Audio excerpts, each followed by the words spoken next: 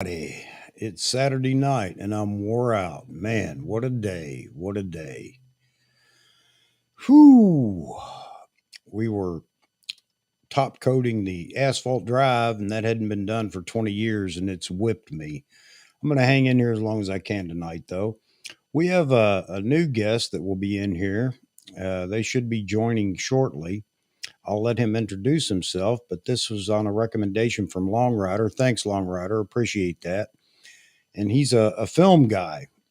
And also invited Roy Bigsby because I know he's an old camera guy as well. So you guys just jump in and hang on tonight, and we'll talk about all cameras, old, new, whatever. And I think I also threw in there your favorite lens. And I have two favorites. One is that I'll use whenever I can, and one that I use more often than not.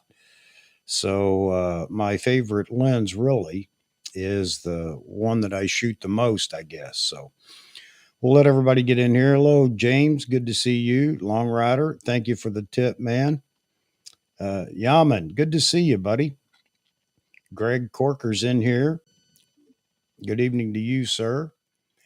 Let's welcome Mr. Jeffrey Neville in here from Selective Imagery. Jeffrey, how are you tonight? Good. How you doing? Doing good, man. Doing good. Saturday Night Live, as you say. I'm waiting for the comedians. That's exactly right. Well, there are plenty of them in the chat, as you know. Where's Maz, man? He'll be in here soon. You know that. Mr. Ishi's in here. Great photos you've been posting, John. They're fantastic. Hey, Joe. Nice to see you. Yeah, I'm waiting on our new guest, and maybe Roy will join us as a guest as well. I kind of got it to him last minute, so I don't know if he's set up to stream or not, but whether he is or he isn't, I'm sure we're going to see him in the chat. Maz, there he is. There he is. Yeah. uh, Yeah, I've got all my limbs. All right, let me throw James in here too. Let me. I'll be right back. Go ahead, Jeffrey. All right. Nikan's in here. Terry. J. All Rod. right. A lot of people. Everybody. Right, great. This seems to be a pretty. I'm gonna jump back over here to the studio for a second. Let me grab the link. Hang on just a second. It seems to be a topic a lot of people in the chat want to talk about. So why not, right?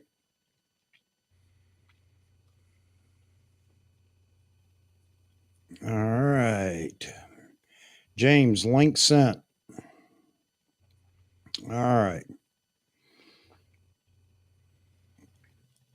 All right. Nikan, good to see you in here, man. Pedro Tavares, hello.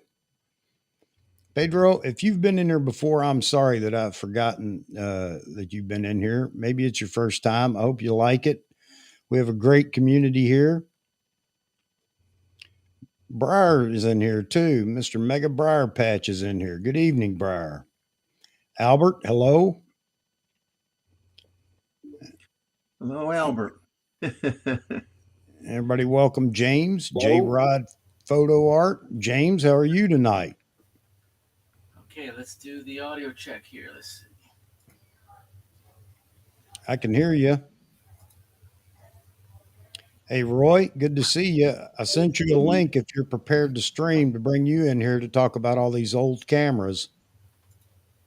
And we'll have another guest coming in here before long. Name is Max. We'll see if he can get in here as well. Oh, Jeff, okay, can't stick around long tonight. All right. Thanks, buddy, for at least dropping by and saying hi, man. Oh, okay, Pedro. He's in Europe. He watches all the streams, but seldom live. Wow. And you're watching tonight. So it's early morning for you, isn't it? Thanks for signing in. Absolutely. Yeah. Hey, Mike. Good to see you. I can hear you. We can hear you. All right, let me see what's going on with this video. I don't have any buzzing, so that's a good thing. Yeah, that's good. Let me check on this Yeah. old C6 here.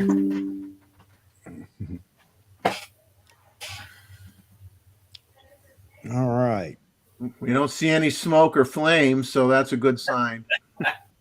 Hey, now you can, buddy. Hope you get better with the COVID thing, man. What is going on with this? Stand by.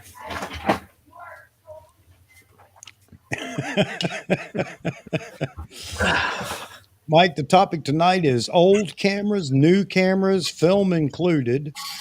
And if you want to bring up your favorite lens. All right. Mozman, here you go. That's cool. Pedro, do you find yourself wanting to comment when you watch the replays of the live streams? I find myself always wanting to comment if I miss it live. I do that with other people as well, Mozman. Sorry, guys. My camera looks good from here. Can you see? You guys see? I can see you on the restream here. Yeah, you Okay. look all right. You look fine, man. Yeah, Okay. Are we good? Yeah. good. My mic Quit sounds fussing. right. Quit fussing over it. You're good. I thought you couldn't see my video. No, we can see you fine. Yeah. It's been a while, guys. How the heck are you? Uh-oh. Drum roll, please. The maestro of cameras, Mr. Roy Bixby. Roy. Hey, Roy. G'day. I wasn't expecting this, so I'm just plugging everything in. That's okay. Sorry about the late invitation there, but I thought, why hadn't I thought about telling you about it so you can get in here and talk about some of these cameras? Sorry about the late invitation there, but I thought, why hadn't I thought about it? Done. Okay, there you go. You look great, buddy. Oh, I wasn't expecting it, but here I are. Well, how are things down under? Cold. It's 11 degrees C at the moment. Man. 11 degrees. Whatever that is in Fahrenheit. And I just about got heat stroke today. Yeah, the humidity is melting me. I'll tell you, I can't go out very long. Couple Jeffrey, how are hours you? and that's it. Jeffrey, how's the beach? Hot and humid and sticky and yucky and over 100 degrees. It's like I don't like it.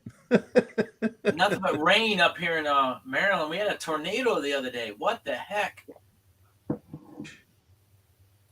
mean, we're supposed to get rain tonight, and I think all through tomorrow. So I was going to go shooting tomorrow, but probably not now. Checking the email just to make sure in case he has a problem getting in here. Chuck, how you faring with the weather? It's just hot. It's been very dry. My yard's burning up. I'm glad I'm on a well so I can continue to water to keep my grass alive. Everybody else is just letting theirs brown out. Yeah, you got the opposite down there, don't you, Roy? Yes. Not many birds at the moment because it's winter. But right. It's not as wintry as your end of the world because it doesn't get that cold. Just me. Yeah, it gets pretty cold here. It's not a long cold spell in the winter here. However, it's a long winter. New England, Yeah, winters don't like to let go. Hey, man, Pooh, how you doing tonight? All right. So anyway, the topic tonight is just cameras in general, but old cameras, because there's so many people that want to talk about old cameras. And I know there are a lot of people in the audience that want to talk about their old cameras too. So I don't care what we talk about, whether it's the D series, the old D from D1 to whatever up in DSLRs or film cameras. Got Jeffrey in here after his last tutorial on some old cameras and teaching me about Argus. And a Roy, who probably owns everything we'll talk about tonight. Not everything. I'm working on it, though.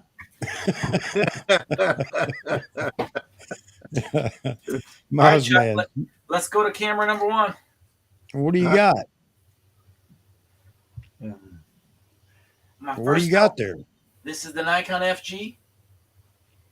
FG.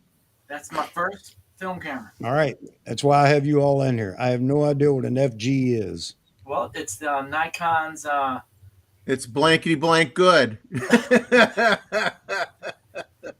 probably 1984 or 5.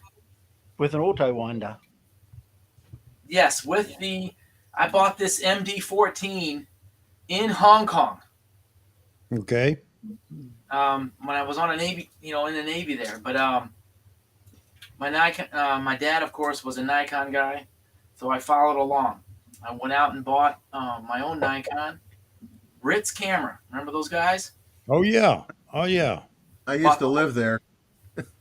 Bought the whole package. Jeff's favorite film camera was a FE2. I don't think I've I'd got agree the with that. C6 on autofocus. Mike Farwell started with a Hawkeye camera. Yeah, Had a those were Nikon the ones FE. that were, I think, mostly plastic, weren't they? Back in those days, a lot of the there were tons of plastic bodied cameras, or a little bit of Bakelite, a little bit of plastic in the 60s. I think that's pre-60s. Yeah. Good stuff, guys. Good stuff. So, of course, Becky and Con are talking about the older film cameras all the time on Grays of Westminster. A lot of people in the audience there like to talk about them too. So I thought, what the heck tonight? We'll just go at it. Everybody can share their film memories and film cameras. So my film is limited. I mean, I do have a. You tell me what it is. I thought it What was do you just got, an F2, but F2?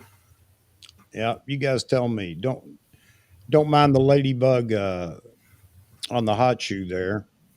That's a beauty. Yeah, that looks brand new.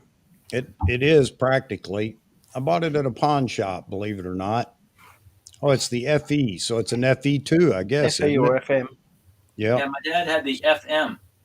So on the serial number, it says FE and then the number. Hmm. Okay. I haven't put any film in it yet, but I plan to. So, but my film day started in the military, where I learned more about developing than I did actually. Well, we learned how to shoot, of course, with film, but developing film in the field, even if it was daylight. So for me, that was using a rubber raincoat and using that as a film hood and covering the camera, taking the film out, taking the film and rolling it onto a steel reel. We used a double steel tank to develop the negatives. And let me tell you, it took some practice to learn to do that all by feel only, no light, no looking. And once we developed the negatives, then they were extracted or taken out of the field, and then we would take when we got back, then we'd have to develop the photos based on what we did in the field. And let me tell you, there were some people that had some issues rolling that film or threading that film onto the reel. And it showed up in the end, as you guys probably know. But we also went through the development. This was all black and white photos. And after the fact, I liked it so much that I got me a little 35 millimeter camera, cheapy, and shot some film and built an enlarger in my garage using an old Brownie camera, as a matter of fact. And the photos came out pretty good. So that's my extent of film, guys. I'm not a film expert by any stretch of the imagination. Hey, T-Mid, good to see you in here, buddy. Yeah, so Chuck, I started with film. I shot a lot of film. Went on a lot of family trips. In college, hey T-Mid, did a lot of photography in college. A lot of film developing, film printing. You can probably see this guy on the wall here. Yeah. That's my FG film camera. Got lucky. Single shot. Snapped it right there. Boom, lightning. Perfect. FG film camera. That's why I've got it right here close by. Boom, lightning bolt. And it's in color. That's great, man. That's Neat great. stuff. Neat stuff. What's your favorite film camera, Roy? Probably either the F3 or F4. Okay. Even with your big format cameras. Oh yeah, I've got some film Hessies and things here too, but it depends on what you want to play with. F3's got a lot of toys with it. Yeah, F3. Okay. A whole box of toys to fit on it. Okay. So what are we talking about with toys? You're talking to a non-film guy here. You got things like 250 frame backs, 750 frame backs, about half a dozen or so, probably a dozen finders to fit on them. What else? I have to bring it out to remind myself, I think. In ages. It's not That was in the days when you could change out focusing screens too, right? Yes, about 20 focusing screens. It's a really extensive system. Roy, do you still have an enlarger? There we go. I have half an enlarger. Okay. I've got Bessler? the stand. Bessler I 23. don't want to do developing anymore. Too much work. Yeah, I agree. It's just something to play with now. At least for me, I do want to. I'm going to shoot some black and white film just because I want to go through the process again. I actually looked on Marketplace here near me to see if anybody was selling an enlarger. Believe it or not, I actually found one. They're out there, Chuck. Yeah, I couldn't believe it. However, I asked if it was still available, and the person replied saying somebody was coming to get it. So there you have it. I shot more slides than anything. I shot a ton of Kodachrome 64 slide There film. you go. There's Mr. Terry Breedlove. He's a big film guy. Still shoots a lot of film. Jeffrey, I got one for you here. Look at this. It's called a Topcon. Oh yeah, I was looking at some of those. I heard of those. This thing is built like a tank. The glass is just gorgeous on it. So Pedro was saying he started with a Russian-made camera. I had his comment up here for a while. Can't find it now. Well, there were several Russian companies and eventually some Japanese companies that were basically making copies of the old Leica cameras. Yeah. And you'd look at them side by side. It would be really, really hard to tell the difference. I mean, they really were copying them big time. And those were with the screw-in lenses. M39. Yep. So a Zenit EM. Zenit. Am I saying that right? Zenit? The Russians copied a lot of cameras, didn't they? Oh, yeah. Even the Hasselblad. Sort of. Yeah. Well, remember, that's how Nikon got their start after the war, right? And Nikon made they made optics, the lenses for the Imperial Navy, right? So they copied a Leica camera, and that was their first SLR. Yes. Yeah. Yeah, man. Big difference. Big difference nowadays. But a lot cheaper. Even Minolta had a camera that they made that looked like the Leica as well. We've got a lot of folks jumping in here. Okay, guys, what's the significance of this one? This is the Nikon. Look at James pulling out all the film cameras or whatever. I might have to even come back because for whatever reason, Roy and some of the video feeds are just frozen on my screen. Are they really? Yeah, I mean Chuck's is fine, but everybody else is frozen in time. I haven't seen any freezes on this end yet, thank goodness.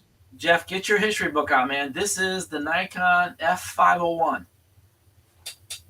F501. The first Nikon AF camera. Wow. I had to get it on eBay just to say I had it. You know what? I think I looked at one of those yesterday on eBay. Matter of fact, I got a camera that I ordered on eBay today. And it's potluck. I spent 3 hours working on it, and it's an old. Let me see if I can find it. I still got to work on it. I mean, this thing's in great shape. You look at this camera, you would think it was brand new. A Ryko 300. Okay. Nice. I mean, it looks absolutely perfect. But the focusing lever down here was totally locked. I mean, I managed to basically break down the oils and whatever so I could free it up. But the shutter I'm still working on. It's still not quite where it should be. I'm probably gonna have to take the top off to clean the inside of the viewfinder glass and the rangefinder because that's crudded up pretty good. And so it's going to be more work than I wanted to spend on it, but I didn't spend much for the camera. I mean, it doesn't have a mark on it. I mean, that's beautiful. It's perfect. I just put some more elbow grease into it, and yep. If it rains all day tomorrow, that's what I'll be doing. Is it an oil fog or a mold fog? Yeah, T-Mid, this is James. It's not mold. It's just some dust and whatnot on the inside that I got to clean off. Yeah, T-Mid, I changed my my YouTube channel from James over to J-Rod Photo Art. I thought I'd get a little more artistic with it. No, that's right. We're waiting for Roy's YouTube channel. Maryland Proud. That chance. I'm too lazy. That's the one thing I look at closely is the lenses to make sure they don't have any white spots on them, or I don't even bother. You're not gonna clean. You could use what do you call it? Ethyl hydrogen peroxide, and you can get rid of some of it. But if it etches the glass, then nothing you can do. So Mike says Kodachrome 64 and 25 was the finest slide film. Yeah, I was a 64 junkie, and I did at one time I'm trying to think of what camera I used. I had an underwater housing, and I did some underwater photography in the Turks and Caicos Islands back when I was like 20 years old. That's right, Chuck. Star Wars and the Beatles. There you go, man. The F4s seem to have the best and biggest buttons. Is that true?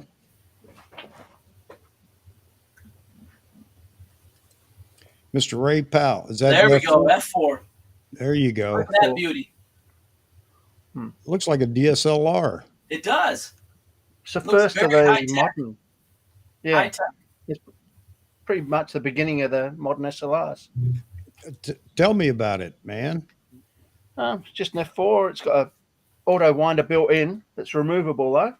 You can put there's not much to tell. It's just a film camera. The thing is with film cameras, it wasn't about the camera, it was more about the lens. Okay. The film camera just holds the film. That's all it does. Right.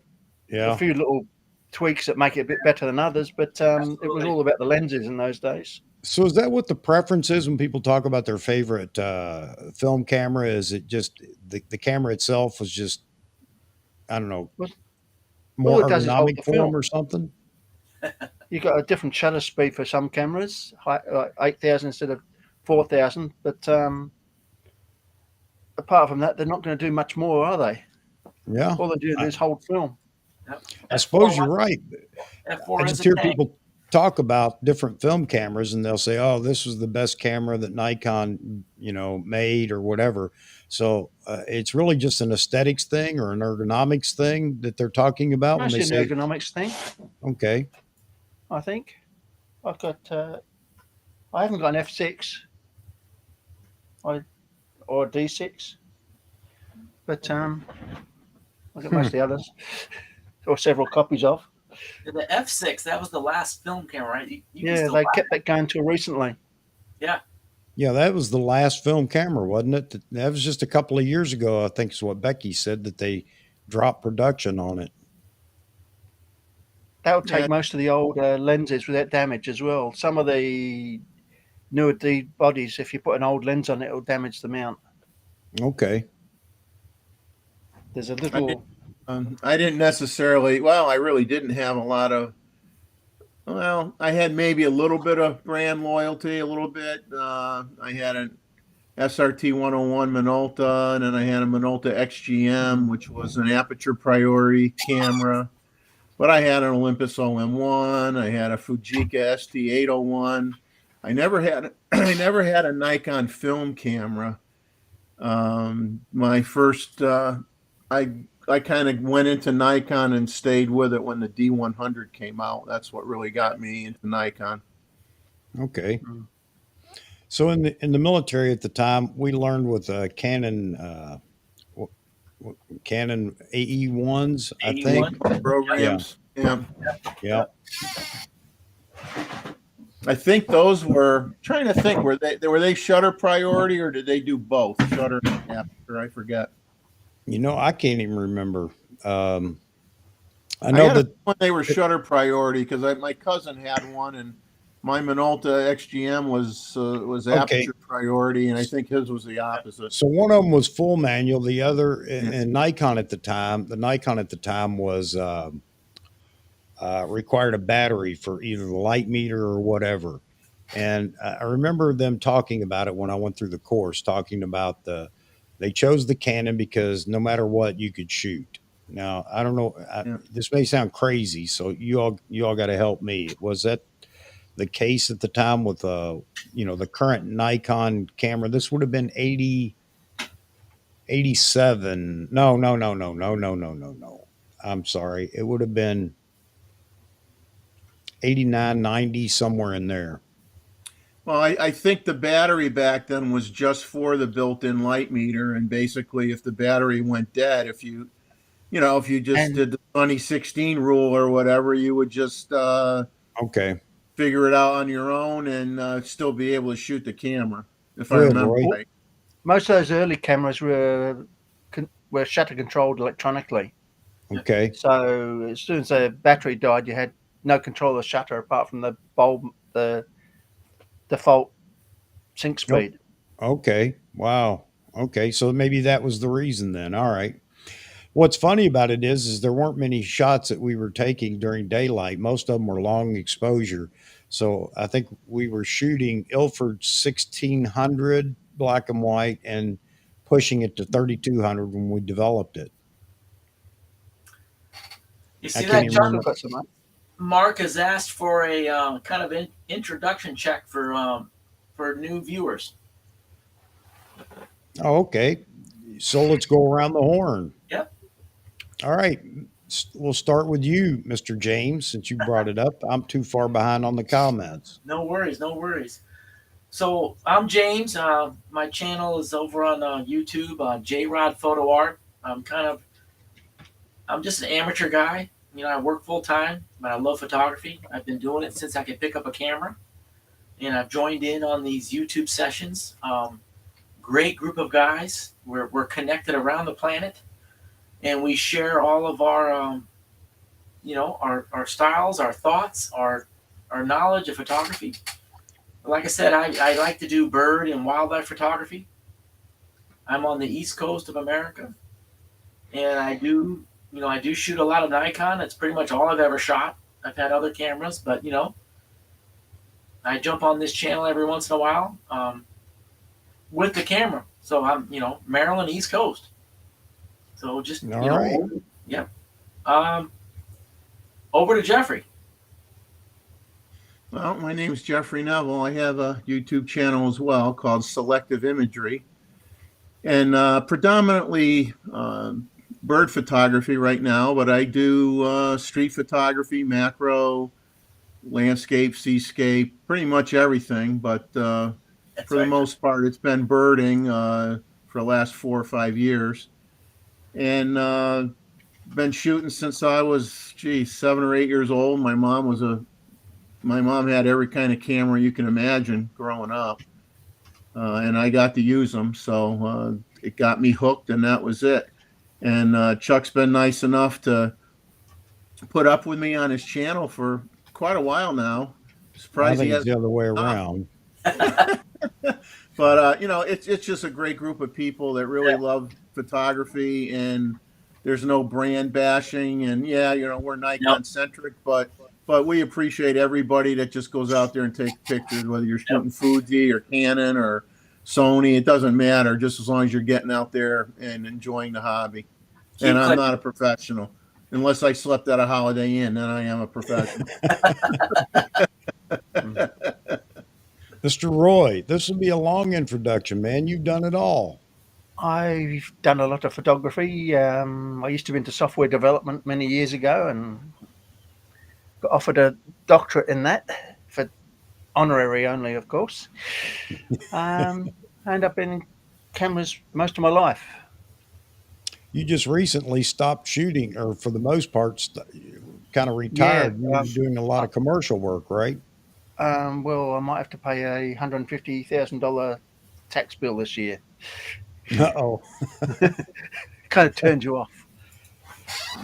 Okay. So I'm moving house anyway. So how many years you been shooting, Roy? Good question. Well, I was about 7 or 8 when I started, but That's only 5-6 years ago, right? yeah, it was. I've still got that first picture. I've still got the first cameras I owned. I believe you. That's great, though. Well, I'm glad to have you here. And for those that may be new in here tonight, I'm sorry, I should have done this earlier, but I'm so used to the same folks being here. My name's Chuck. I actually host at AP Studios, and this is a channel where you guys get to chat.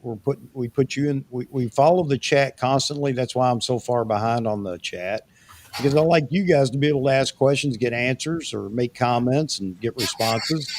And that's what this channel's all about. And as Jeffrey said, I don't care what you shoot. If you just enjoy photography and videography, by the way, and I've got maybe have somebody coming in for some more video talk. So those that left tonight because they don't care about just stills and old cameras will be back when I have the video guys on, and you guys will be missing. So anyway, that's what the channel's all about. We have a good time. We have a great community going. I'm humbled that so many people would actually want to do this on Saturday nights. We do a Saturday night stream at 9 p.m. Eastern, and also a Wednesday stream at 12 p.m. Eastern. That's noon here in the States. So you're welcome to either or both. And a lot of the gentlemen you see right now on the screen are here for both most of the time. And I do appreciate that. But for those of you that are new, again, if you like what you see, I'd like to invite you to subscribe, become part of our community. And for those that are in here, I invite you to drop a like if you're enjoying the conversation. I know that topics don't always include everybody, but I appreciate that we still have about 40 people in here right now. And if you've got a question about a camera or a comment to make about a camera, I'll do my best to make sure that some of these experts have an opportunity to answer you. And there you have it, AP Studios in a nutshell, with some great guest hosts and some great guests in our subscriber list. All right.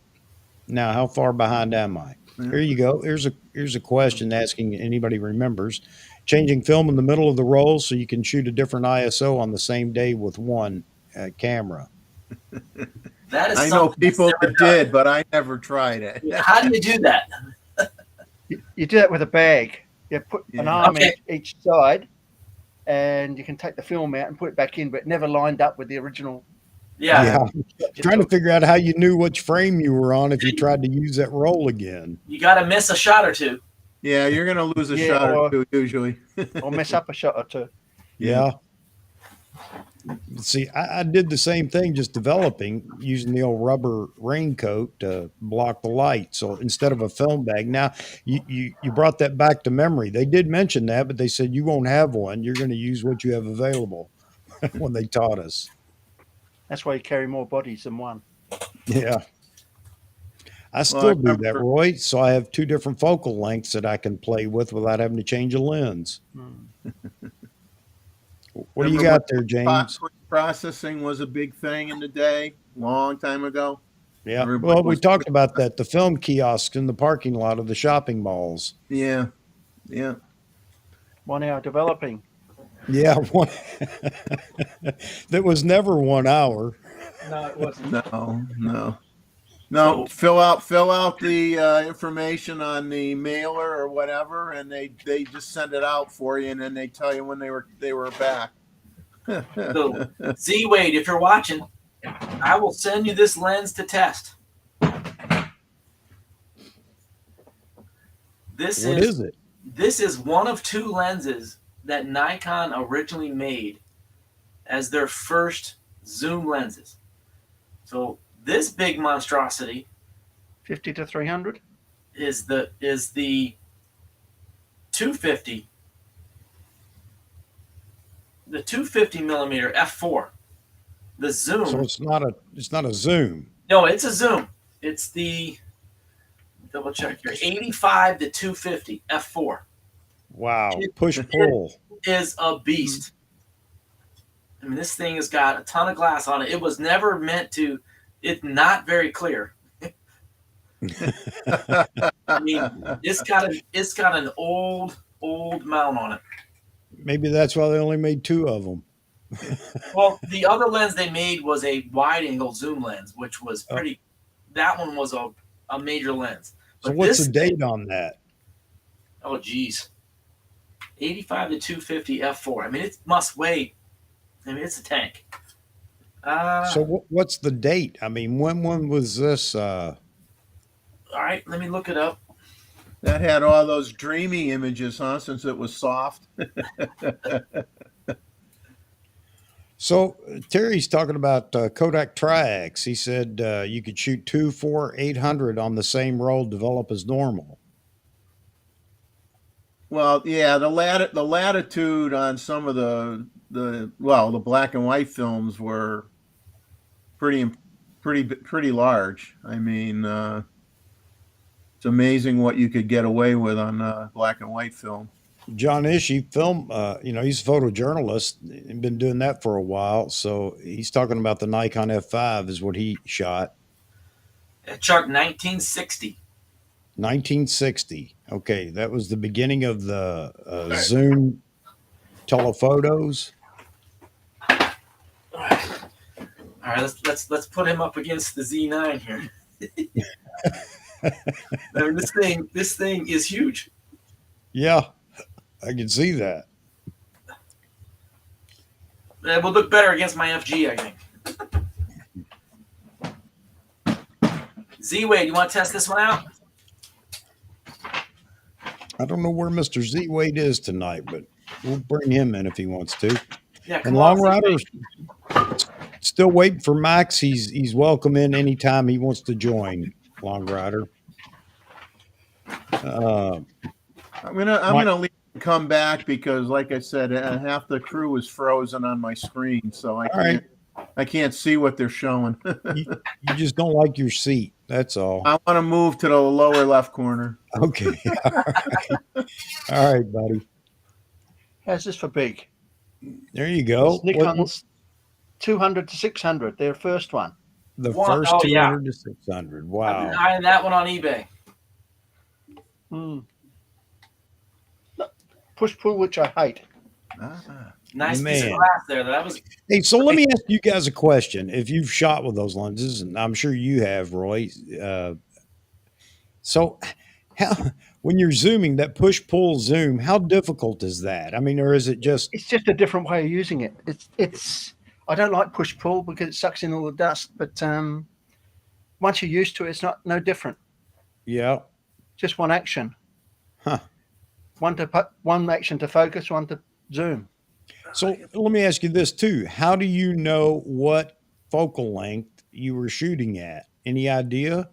You guesstimate it. Okay.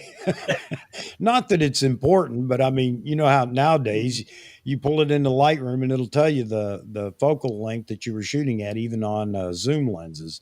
So I just wondered if that was. I mean, I didn't know how it worked as far as those push pull on film. Unless you look at the lens, you can't see these things. Does it have the scale underneath the collar Yes. to push pull? Okay, yeah, I know what you're. Okay, yeah. Yeah. All right. All right, Roy, what was that other one you pulled out? Sorry? What was that other lens you just had? Oh, good question. Looked like a. Was it this one? Reflex. Yeah. Yes, I've got 3 or 4 of these. Is that the 500? That's 1,000. So what's the f stop on that? That's 11. This is the 500. So is This that is like an F5. F8? F5. F5. F5. Oh, the F8 one's different, smaller. So were there some reflex lenses that were actually sharp? Okay, Roy. Where's Roy? Sorry? It's show and tell time. Yep. Do you have the case, Roy? I've got the case, but not here. It's up in the cupboard. Look at James, Mr. Collector.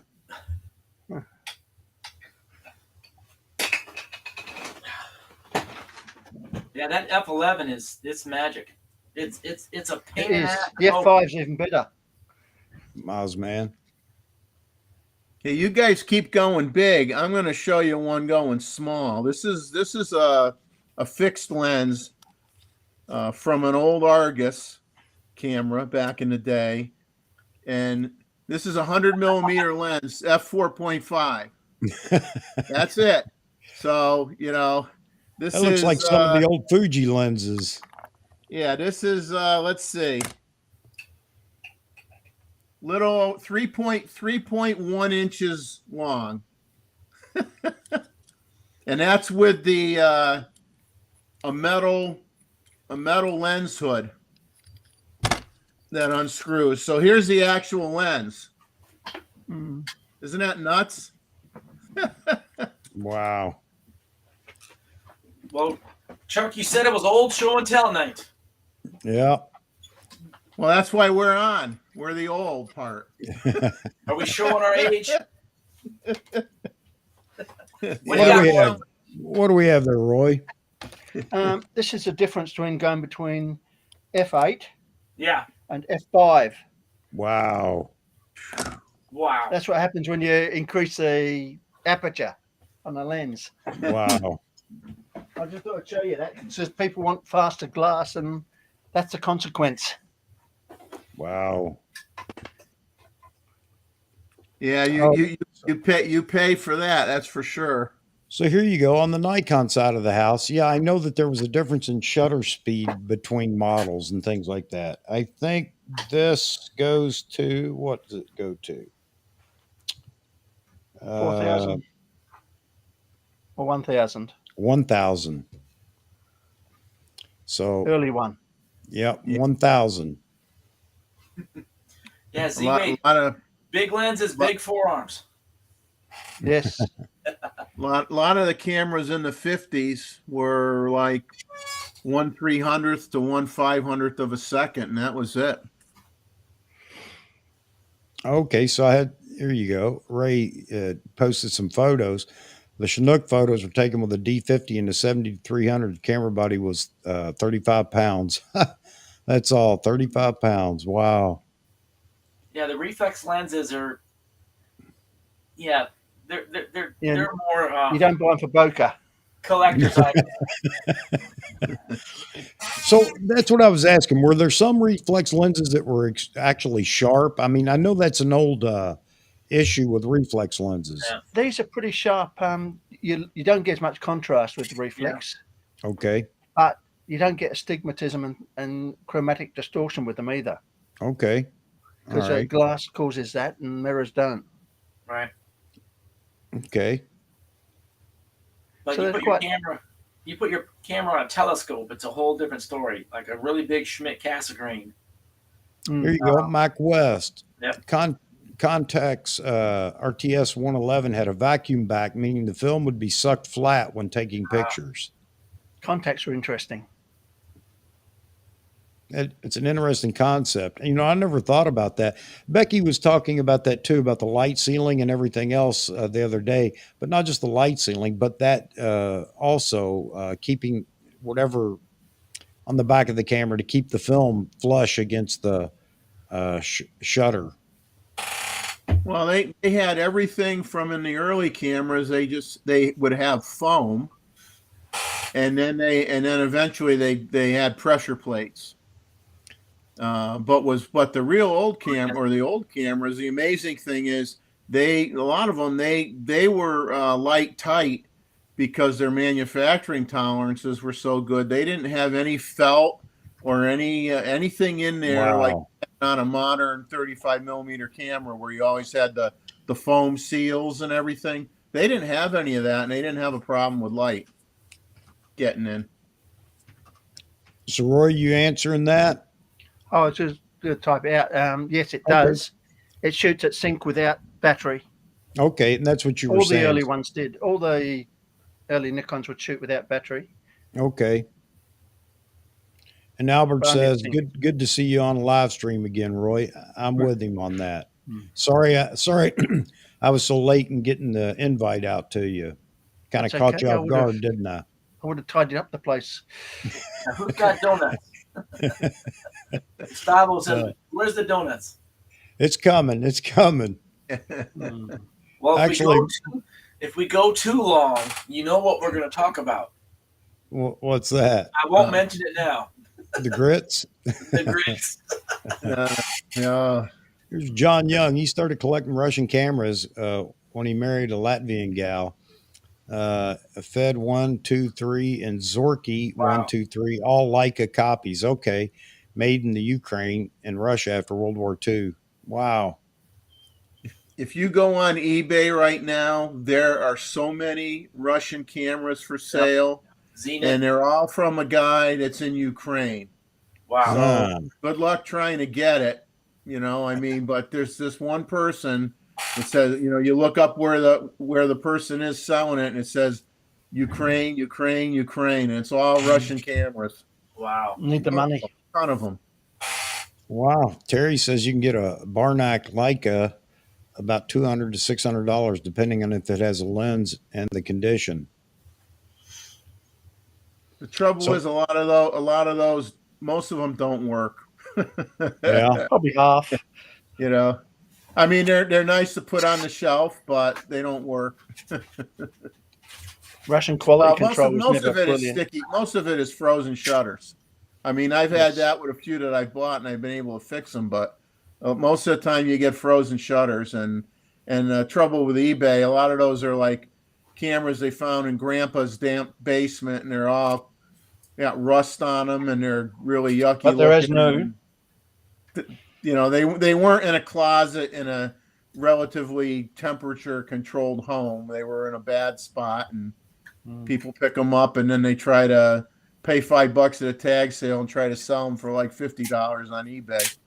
Here's a bit of information from John Young talking about machining the parts and to build the cameras. Parentless children. I believe it. Quality control was never Russia's strong suit. No, it wasn't. You're right. You ever heard of a Canon Pelix? Pelix? Helix? I think Helix. Helix? Yeah, Helix. I think, yeah. I had a friend of mine that dumped off all their camera gear. I'm like, well, I'll take a look at it. I mean, Pelix? Yeah, I don't appreciate everyone's brands. Jeff, don't speak for me. Oh man. And these Yeah. cameras, they still work, man. Yeah. We should get some film, right? Yeah. We need to maybe, that's another thought. Vahagen's been talking so much about us going out to WPPI in March. For those that can come, maybe we'll have everybody bring a film camera and just do that one afternoon as well. Go out and shoot some film. For those that want to do it, just to shoot some film. Film's expensive. This Well, is true. yes, it is. Mark's asking, where are you from, Roy? Originally England, but I've been here since I was 6 Okay. in Australia. You're down under now, Roy. I'm very big down under. Say hi to Matt for us. Sorry? Say hi to Matt. Matt Irwin. Matt Irwin. He lives about 20 k's from here. He's down at what, Melbourne? Sorry? I think Matt's in Melbourne. Yes, so am I. Okay. Nice place to live. So Mozman said, Nikon FE, FE2, FM, FM2, you can shoot without a battery. The Canon AE1 and AE1 program need a battery. Okay, so I don't know which Canon we shot. Is there an A1? I don't know, guys. I'm sorry. Memory doesn't serve here, so. I'm no Canon expert. I'm pretty good on A1 rings a bell, though. Yes. Maybe that was it. So, Okay. I just checked the sync speed on the F3 is 80, not 125. For the question that was asked. 80, okay. Someone who got serious about photography during the last days of film. See, I'm not highly knowledgeable about the optics, but when it comes to the film cameras, I am knowledgeable about the optics, but not about the cameras. So I have very little to offer. Me either, Albert, but that's the great thing about this community is there's always people that do, which is why I asked Roy to come in here. I did not know that James was such a collector of cameras and lenses. So this is news to me as well. It's a bad habit. I wouldn't call it a bad habit, but it's not extensive, Chuck. I've got a few things. You pick things up with friends that want to get rid of their gear, but I've never sold any of my Nikon cameras. I've held them all. I think I sold a Canon camera or two. Okay. Always stuck with my Nikons. All right. I do you'd be amazed at what you can get for even on eBay and older Nikon lenses for like $25 delivered. Z Wade's been doing that a lot. I know you mentioned it earlier, talking about the lens that you showed us, but he's been doing that and reviewing them. Yep. I mean, I wasn't of this community. Well, a likable mayor. Using the lenses, but it's neat to have a neat collection. Let's see. I mean, Roy's got a bunch of stuff back on that shelf. That's mostly empty boxes. Half of them are empty. But we know you have the cameras too, because you don't just keep boxes. No, I don't. I'm a gearaholic. Where do you store all this? You got a room with a bunch of mannequins in it with this is the room. This is the office. This is where I store them. That looks like the Roy's man cave. I'll tell you what, I ever get to Australia and I'm anywhere near you, Roy, I'm going to come visit whether you want me to or not. I've got to see this room. He's breaking out some old boxes.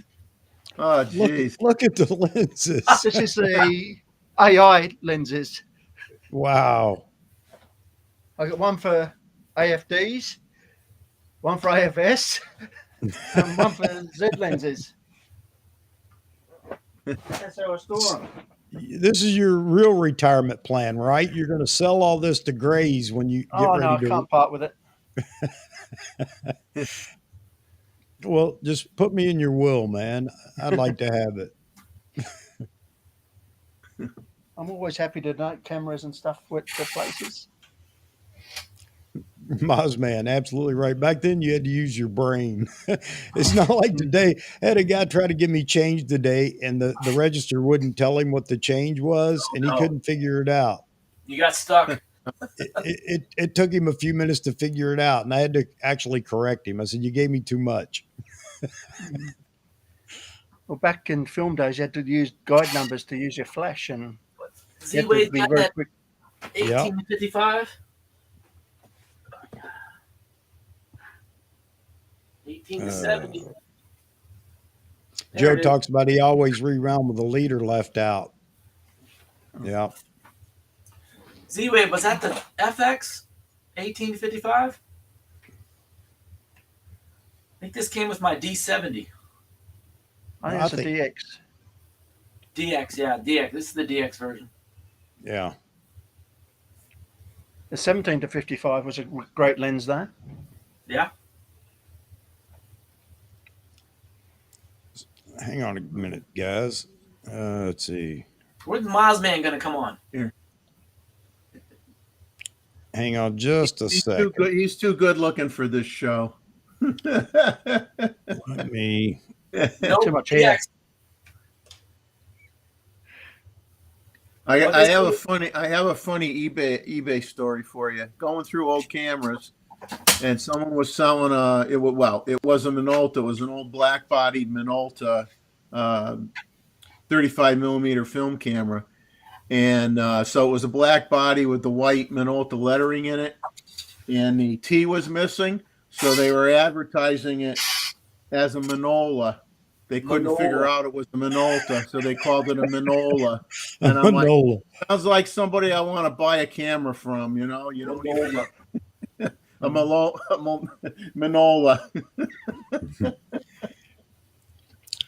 All right, Long Rider, just responded with a link to you guys. And also, Z, check your email if you want to jump in here as well.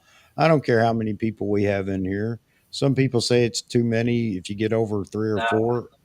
Let's fill the room, Chuck. Fill the room. It's just more people to talk about what we want to talk about. Absolutely. Poor Vahography, man. I feel bad. The first time he went live, did a live stream, he was using Zoom meeting, and he put the link in the chat. Everybody. And everybody and their brother was trying to get in. But it turned out it was a good time. Met a lot of people doing that. Oh, let's see. There you go, Albert. My experience in film development was quick and easy. I simply dropped it off. So, okay, what's the film right now? The Kodak film. There's only one place left, and I believe it's in Kansas, actually, I think, that still develops it. And that may be going away from what I heard. Or if you know a local college. Pay them to do it. Talking about 35 millimeter? Yes. Well, MPix has a photo processing where they'll do 35 millimeter and they'll do 120 film as long as it's color. They don't do black and white. Well, what I'm getting you at, don't get prints. They just do scans and send you scans. But there's one Kodak film that it's color film, and I don't know, you guys may know, that the last process, there's only one place that can process it now. I don't know which one it is. I bet you somebody's going to chime in with it, though. Processing is pretty generic, though. So I would think so, but this is what I heard. strange. I don't know. The old 126. I'm way behind here, so I'm jumping ahead, guys. Sorry if I missed some of them. Uh-oh, here we go. Here we go. Z-Wade Photo. Z-Wade gentlemen in the house. Z-Wade, tell you what is your beef? My beef with what? Someone's saying something about Nikon. Hey, Max. Nice to meet you, sir. I'm Chuck. Hello, Chuck. How's it going tonight? It's going good. We got quite a few people in here. A few of them have some old cameras and old lenses talking about film, and I understand you're a big film guy.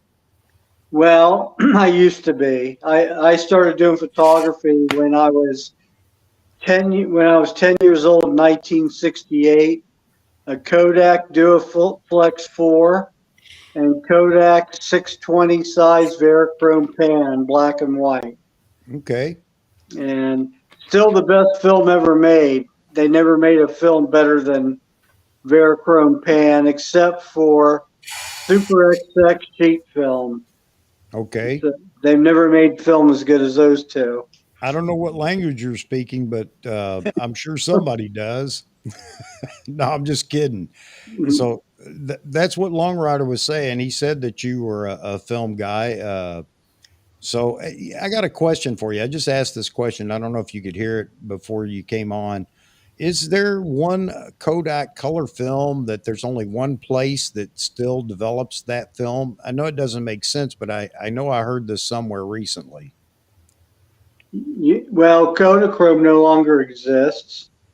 So would it be a specialized film like color infrared film or something? No, I don't think it was. I can't remember. Gary's saying no Kodachrome developer anymore. But I think Walgreens will still process your film, won't they? Not Kodachrome. No, Kodachrome hasn't been available since 2012.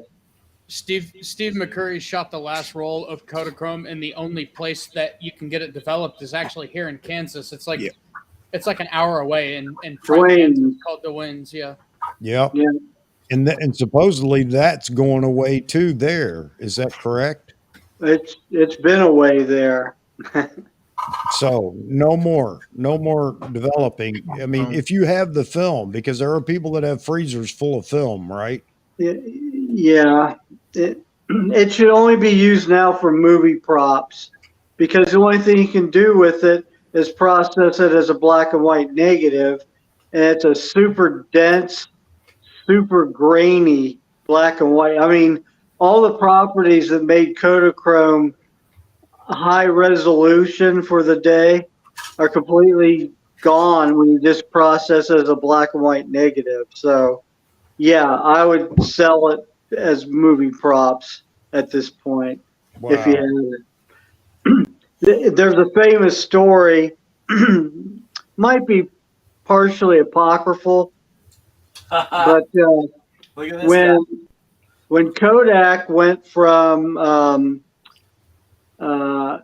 10 Kodachrome in 1961, they introduced Kodachrome 2. Kodak they would promise they would process the film up until 1965. After that, he had to start shooting Kodachrome 2. So Andreas Feniger, who was a famous color photographer at the time, he supposedly bought like 4,000 rolls of ASA 10 Kodachrome. But so I don't know if he got it all shot and processed in time, or if it's a BS story or not. But that's how much guys love that film, the old ASA 10 Kodachrome. I got to ask you a question about that in a second, but I'm going to let James jump in here. What do you got, James? Kodachrome 64. Look at that. Ready to go. Not in the freezer. Not in the freezer, yeah.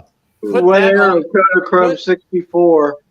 Put that on eBay for $19,000. Yeah. Are you Somebody serious? will buy it.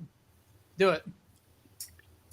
Look, it's still this is right out of my Nikon camera bag.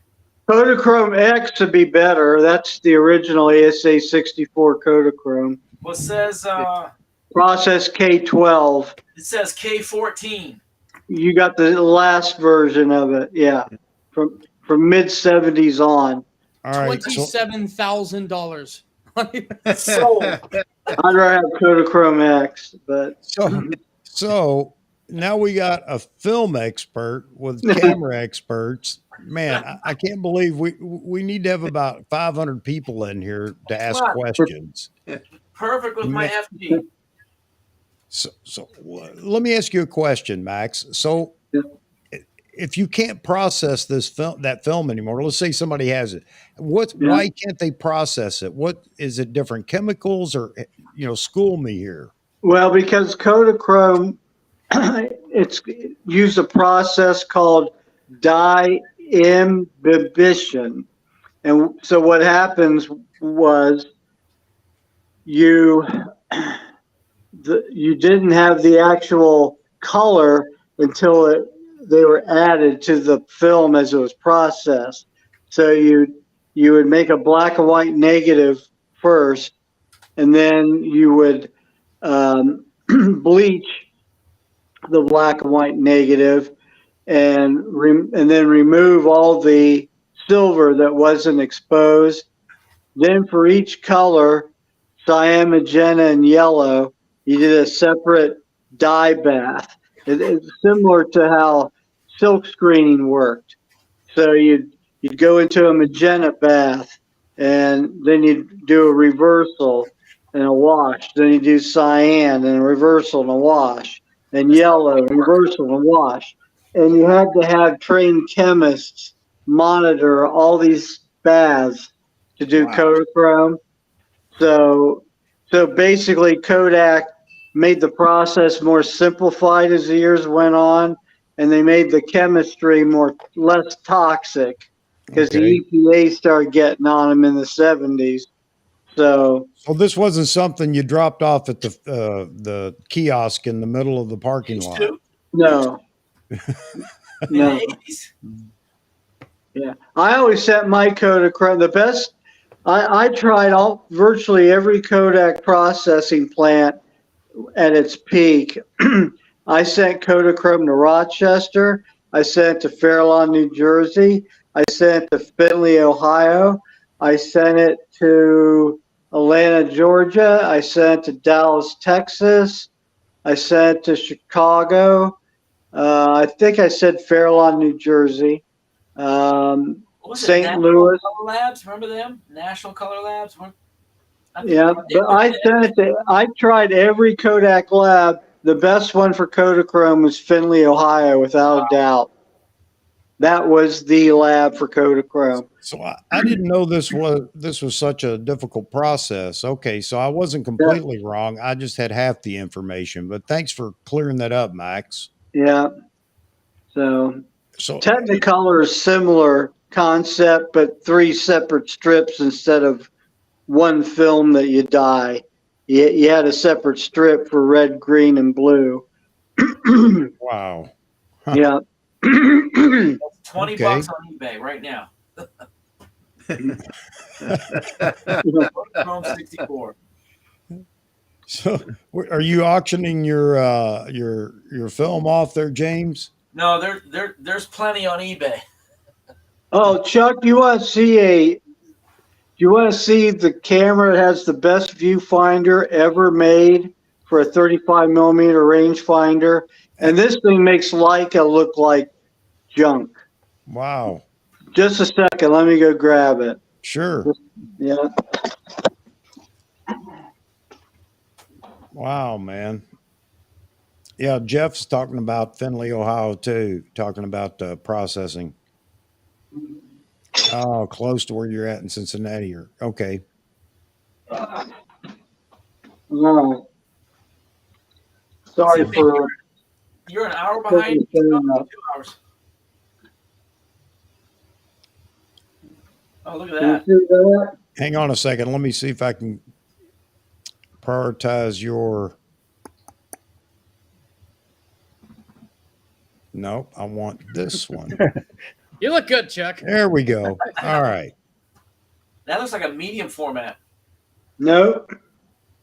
That's a 35 millimeter rangefinder. Nice. That's a Konica 3A.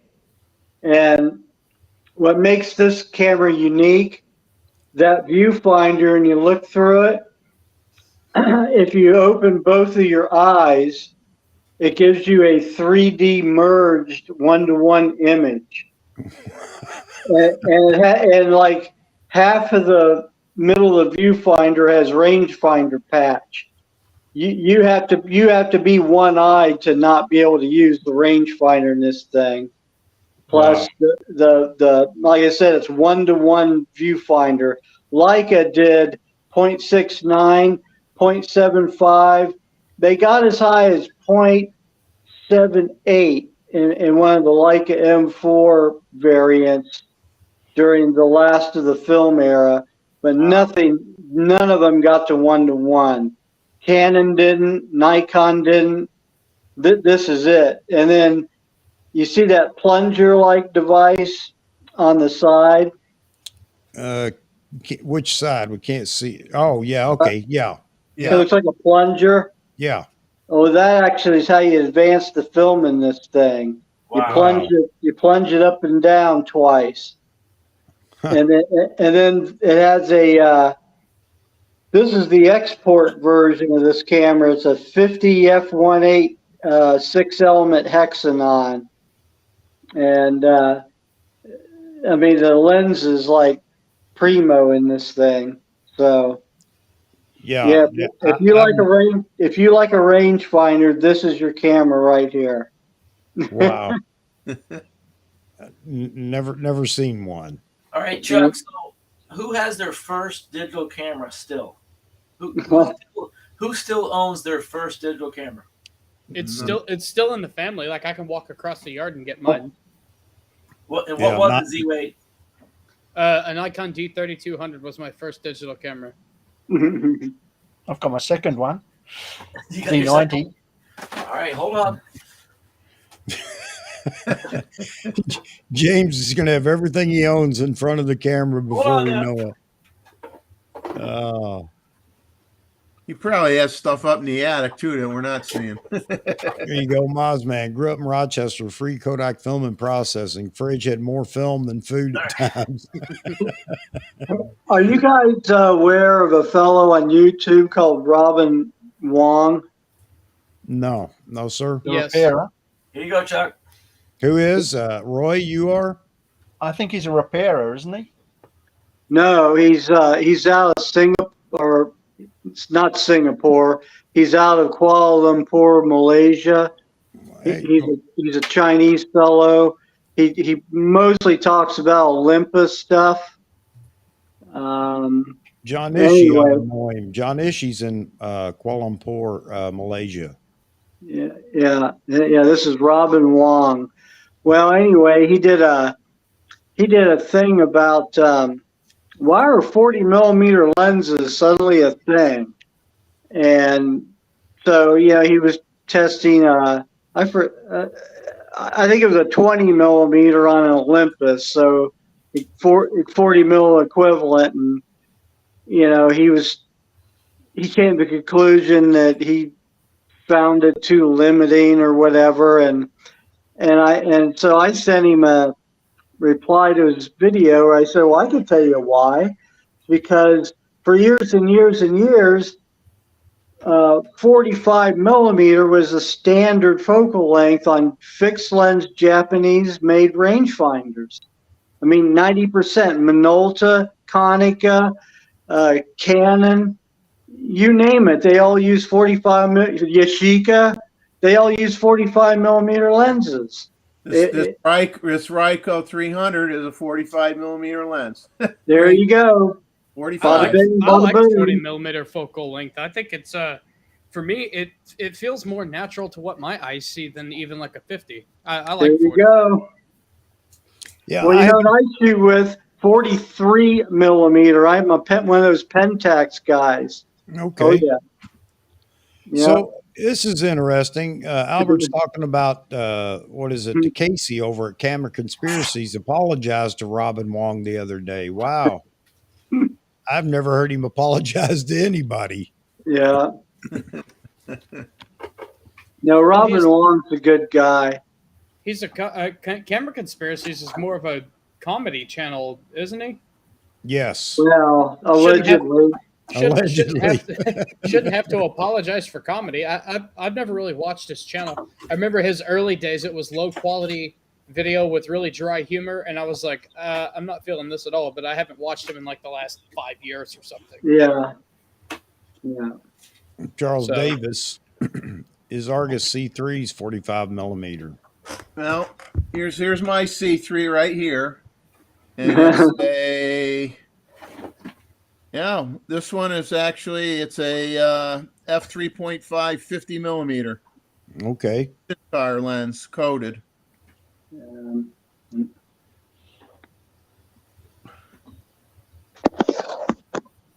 John Young, first digital was a 1 megapixel camera. Probably $17,000 for it too. For Nikon's first like digital camera that they came out with, it was like almost no megapixels and it was like 5 digits. 1.6 digits expensive. megapixels. My Kodak Dc 4800 was like $550. It's 3 megapixels. I I shot took this. Kodak Pony 4, 44 millimeter. I took this along to Michigan.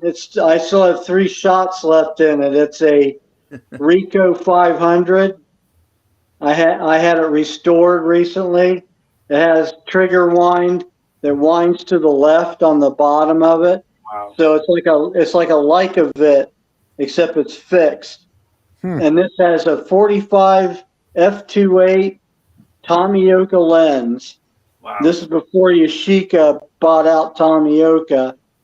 And the same lens shows up in a camera that Yashica made in 1961 called the Yashica Minister. It's the same exact 45 millimeter lens as this Ricoh has, except different cosmetics. And it's got selenium surrounding the lens for the light meter, where this camera is completely meterless. So, Hey, Wow. Chuck, guys, I hate to say it, but I've got to head out. All right. So you're going to continue showing us your collection in the next show? Yeah, could be, guys. We'll, as I keep collecting, we'll keep having. If All as right, if he James. shows everything, we're gonna break a record. Yeah. Yeah, All right, we'll talk James. about grits real soon. Yeah, man. Hey, thanks for jumping in, brother. Yeah, you guys keep going, keep clicking. You guys are awesome. This 1967 Minolta rangefinder has a 38 millimeter on it. We'll talk to you guys Oh, later. okay. 38 millimeter. That's like half frame normal. f2.7, 38 millimeter. Hey, Hassan, I just want to comment on his comment here. I'm glad he at least, because of the flack from the community, at least he did apologize. So I don't know if it was a true apology or what, but at least he apologized. That's a good thing. Can YouTubers just like stop? Just leave him alone. Just leave Mr. Wong alone. Yeah. Oh man. Edit So this.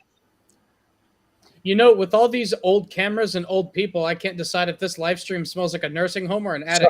I was just going to say the average age went up on this live stream, no doubt about it, because Well, You do know. I bet we don't have a lot of bloggers You in do here know right now. all this knowledge is going to die with us. Once we're dead, that's it. You're right. You're absolutely It's right. gone forever. You know You're what else right. is going to die? The Facebook profile pictures that look like this. I'll tell you, a lot of the cameras smell like nursing homes too. They really do. That's one of the things I love about this local. We have this local camera store called Muller, and they mostly have film. And you just walk in there, and it smells like old film cameras, like a antique mall. It's just got that smell. Roy, what do you got? I saw you go back there. This is a Fuji S5, which is a Nikon built, but it's digital and very Now, old. It's a anybody in CCD camera. Is anybody in the Fuji community gonna destroy them for having a Nikon made thing like they did with the Sony made sensor in the Z9? I don't think so. I thought there's still wedding photographers that use S5s to this day. There is. Recently, I heard that. Is that film? Because of Because I don't know anything skin about tones. Fuji. I don't know anything about Fuji. Is that film or digital? That's digital. It's It's an a real early. sexy looking camera. It looks bulky and awesome. Yeah. It's what, Looks like 5 a tank. megapixel? 12.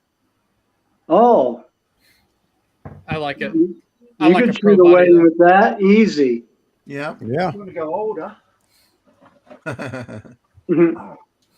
You guys are Oh, gonna find out next week why I I don't love belong this. in this stream. I love this. Not that I'm gonna remember half of it, but I love this. I mean, looking at all these old cameras, talking about the film. Go ahead, Roy. Oh, Pre like 2000. Kodak back, digital back. Wow. Yeah. The That was the beginning. first Nikon one. F5. wasn't Nikon F5 it? F5, Built- yeah.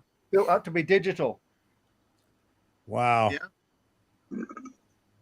Yeah, I think Big that's PC what at the our Look at that little bitty screen on the back. that's what our corporate photographer used back many, many years ago where I worked. I like this because I can. It's got the IR filter at the front of the mirror box, Okay. so I take it off to do IR film. Cool. Nice. What is that, 1 megapixel? Good question. I think it's about 6. Oh, okay. Because anyone have those Frankenstein cameras? Like Canon had a couple, and Nikon had Frankenstein. They're like great big bulky thing. There's only 1 megapixel or something. Roy's looking for it. He knows what I'm talking about. Yep. Roy's digging through boxes now. He's just like stuff is just falling off of his collection. You mean this? That's a Nikon D1. There's Yeah. the D1. What's it got? Arca Swiss on it for? So, Roy, how do you keep all the batteries in these? I mean, do you periodically have to? Yeah, you have to periodically charge them. This is the only one I've got trouble with batteries. It still works, but Mhm. the battery's no longer available, and the ones you get are all very old. So, I've got to research this again. I know there's a company. It's here in the States, and they will, if they don't already reproduce the battery, they will reproduce any battery. Yeah, I could do that, but this one I can actually pair off the mains. Okay. So it takes just plug into the mains and use it if I wish. So Terry's talking about he sold. Let's see, sold a D100, sold it, picked up a D2X, which I still have. But that's my problem, guys. Is to get the next camera, I have to start selling off. So I start at the bottom, the oldest usually, and that's the one that's going to go next. Unfortunately, I keep them too long and let the price drop to where it's one of those things. Do I really want to sell it? It's not going to help me buy the next camera for what I'm going to get for it now. That's why I've still got most of mine. Yeah. The Nikons I had a Nikon F with the standard prism, not the FTN finder. Yeah. I had a Nikon S2 rangefinder. I didn't have the SP. I didn't have the S3, and I still have a Nikkormat FT, not the N version.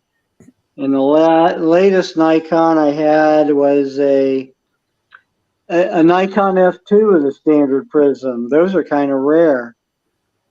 Say, so Max, do you shoot digital now, or are you still Yeah. just okay? 99%. Okay. Yeah. What are you shooting with these days? Pentax K1 Mark II full frame and a K3 Mark III crop camera. Okay.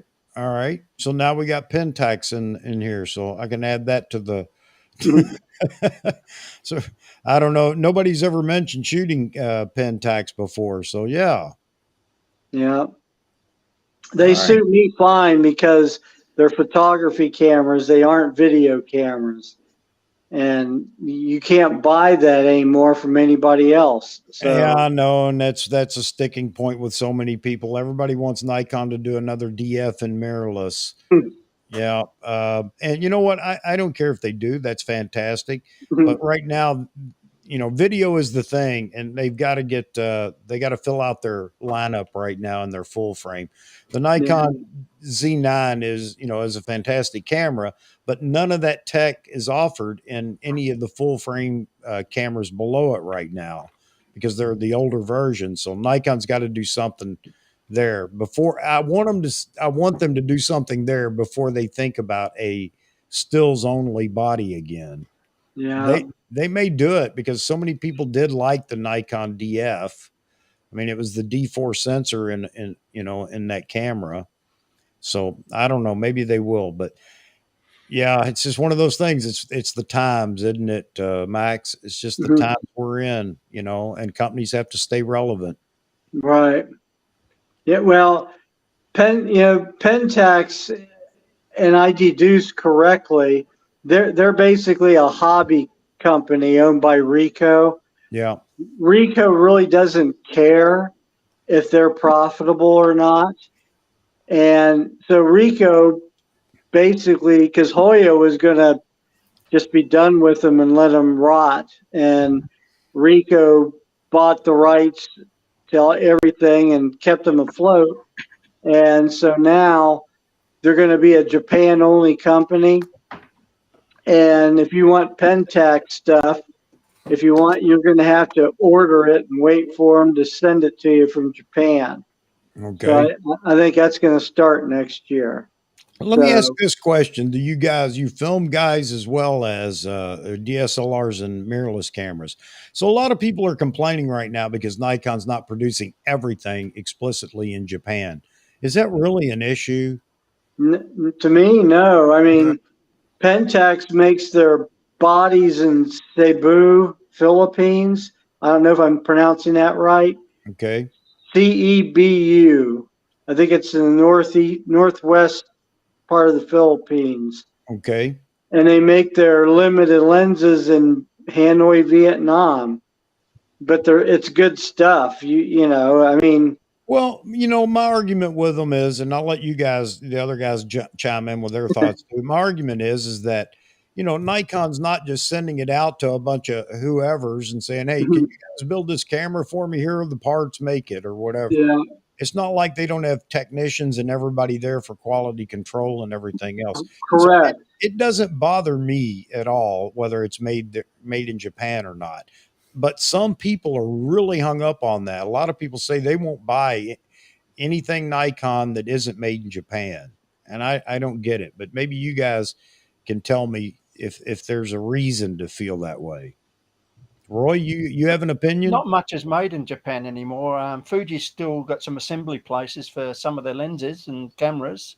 Most of their parts come from Philippines.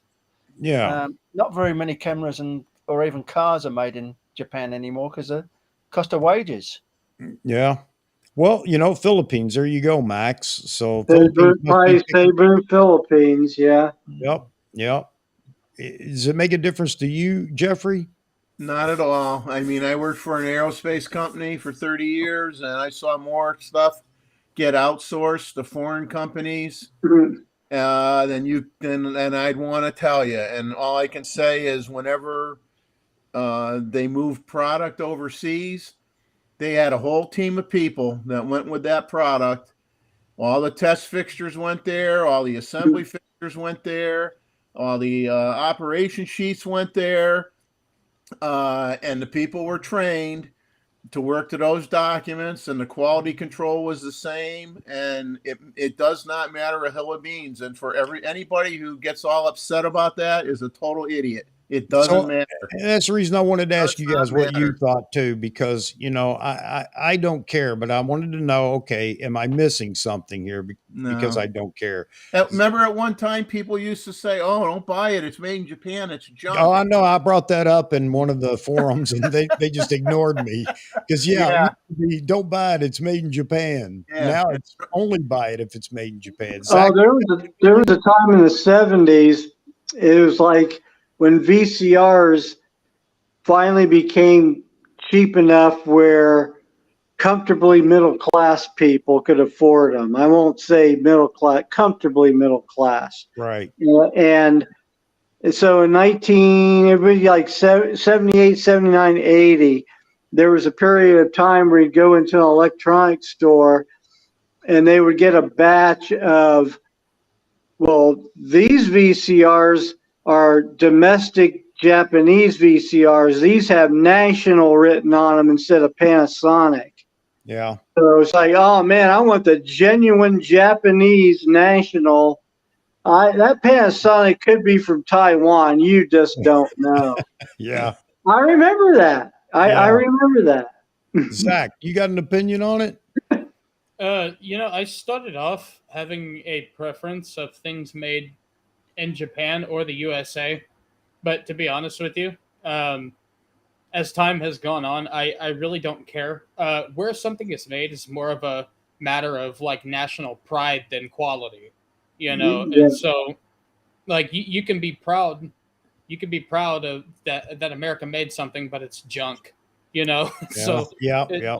for me, it should matter more to Japanese people, than it should the average consumer, But I don't care. The only thing I don't particularly like when things are made in China, just because I know there's a lot of like human rights issues. Yes. You're absolutely right. But the quality's fine. Well, It really is. for some of it is, but the whole point there is that aggravates me is a lot of it's stolen technology, or it's reverse engineered, and now they're selling it at so much cheaper price than other companies can, and everybody thinks that.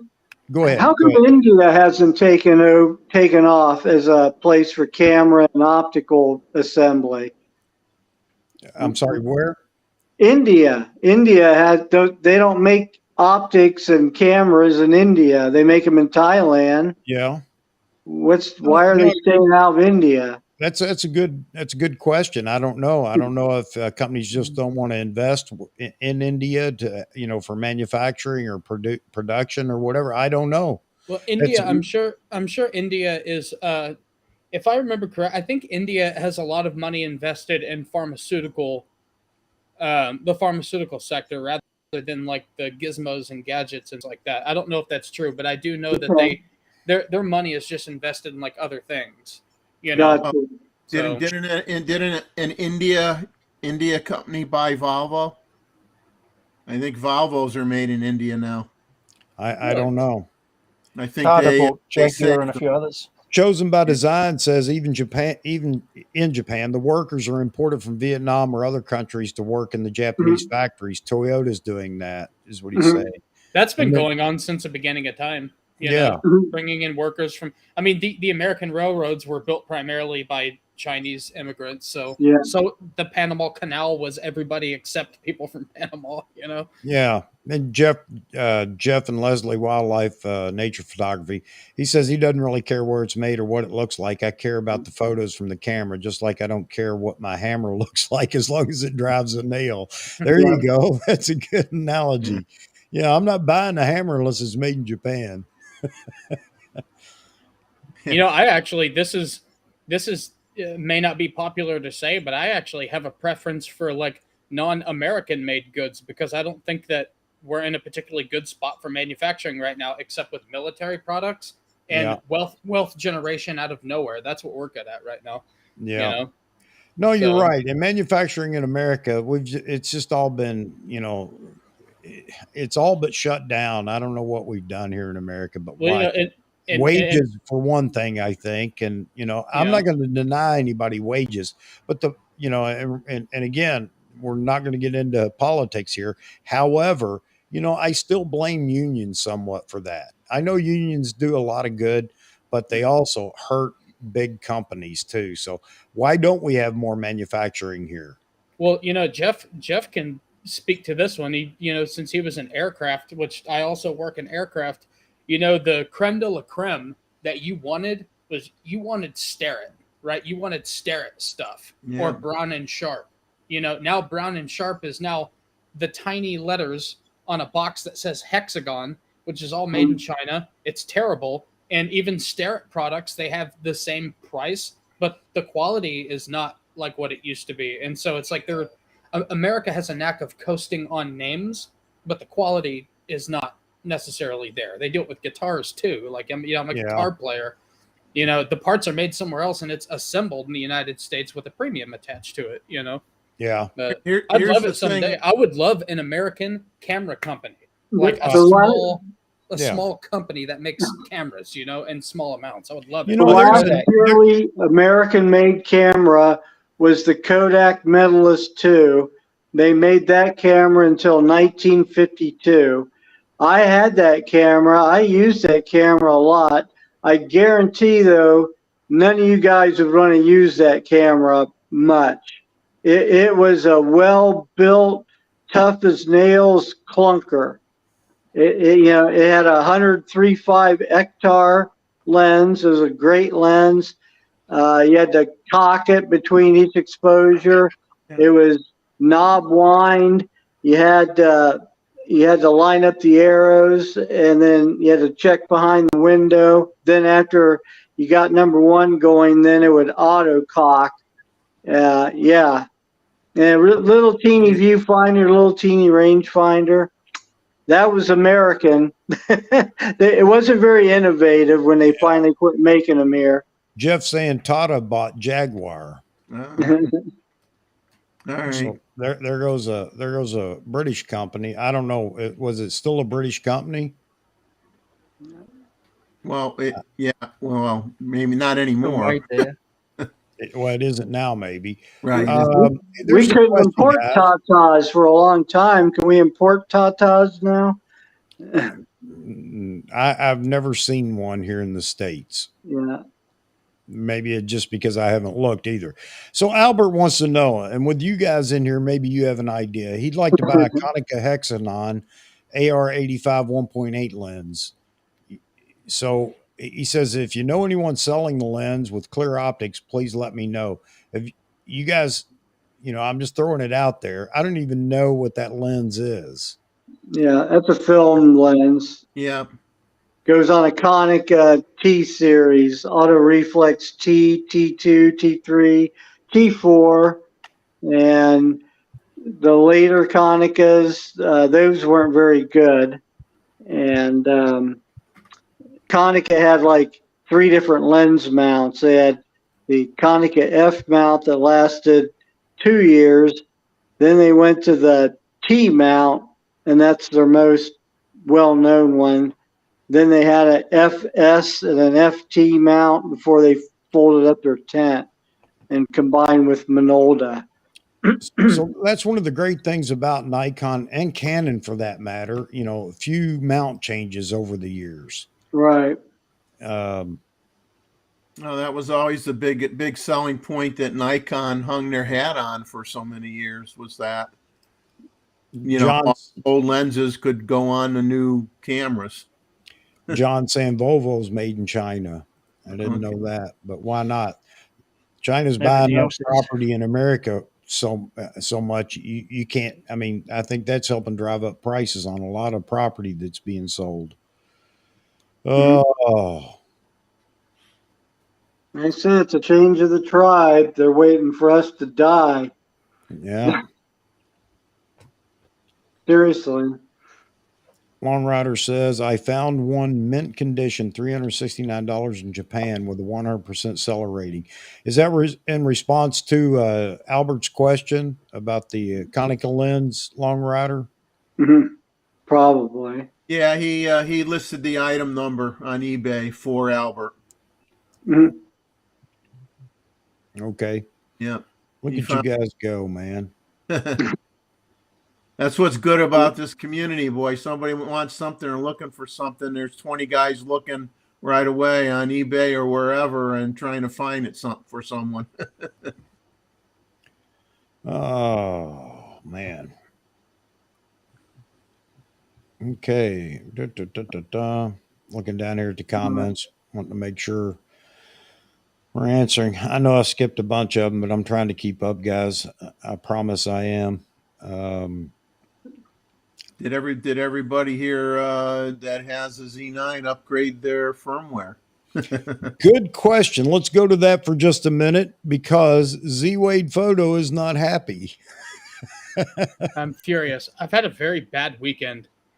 At the start of this live stream, I was actually working on a YouTube video, and Premiere Pro dumped my timeline, and so I have to start over on that.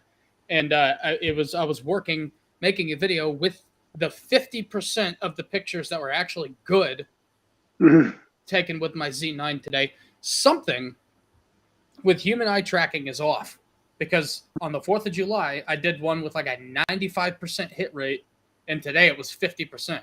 Terrible. I took like 140 pictures or something like that, and I kept 45 of them. That's how bad it was today. So yeah, I'm pretty pissed off at this. And so I reverted back to the 2.0, and it wiped all of my settings. So I spent 30 minutes setting up my Z9 again. Can I tell you?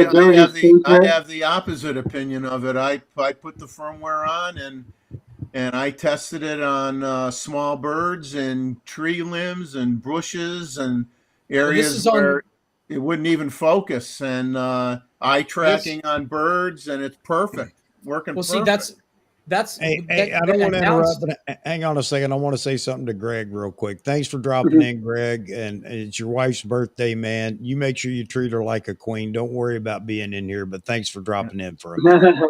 Tell her happy birthday. Go ahead, Zach.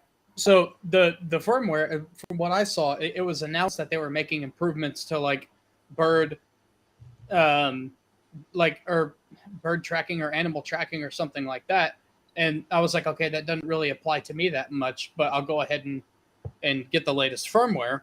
And there's been a couple of people that have responded to that YouTube short that I did, saying that they haven't had any problems.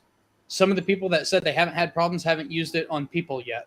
And so if nobody else is having problems with human eye tracking, it makes me wonder if it's maybe something went wrong in the transfer or something. Since I haven't heard anybody else talking about it, that might be the case, Zach.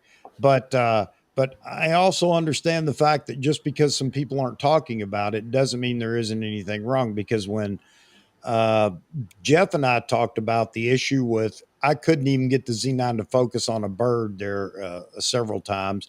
It would go to the background, and I literally had to use the override manual focus to get it in vicinity on the bird before it would lock. And people thought I was lying, or, why are you saying this about, no, the camera's perfect. But funny thing is, an update came out that fixed that problem. So right. Jeff and I we high-fived each other the other night, like, yeah, right. It was just us. Yeah, I'm going to let it go. Because it's still brand new. So, there's a good chance that people haven't even discovered any issues yet before people say, oh, it's wonderful and the world has just improved now. It hasn't been out but for a few days or something. So I'm going to give it a couple of weeks and see if any other issues actually develop, if anybody else is having issues. And if not, then I'll try to bring it back again, because maybe there was just something funky in the transfer. But I'm going to let a couple weeks go by. And I'm hoping that's what it was. And I haven't shot in people yet to check human eye tracking. Yeah, me either, so I can't speak for that. Mine could be screwed up too. I'm just doing birds. So. I will say the bird portion was a little bit better for me, but I'm not a birder per se, but it did seem to be better. So I'm happy about that. Yeah, if there's enough complaints, then we'll have like a 2.11 or something, and it'll be fine. But if I'm the only one, I'll just chalk it up to funkiness, and I'll try it again. But right now, after that, I just can't risk going out with it, because I know the 2.0 worked fine.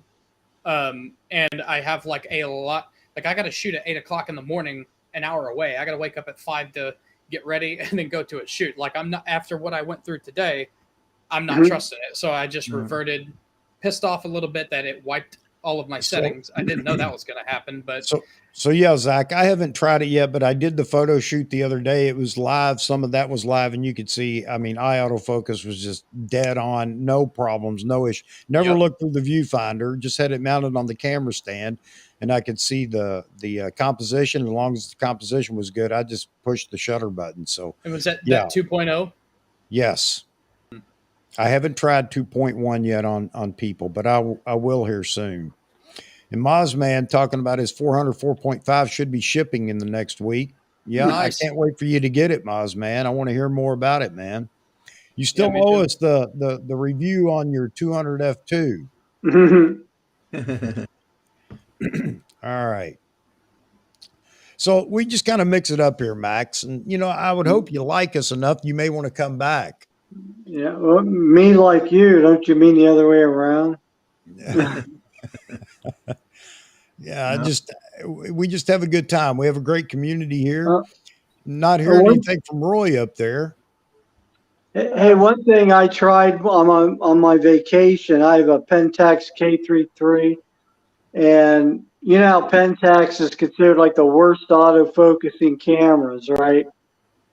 So the K33 supposedly has a form of AI in it because the camera is sort of a hybrid between a mirrorless and a DSLR.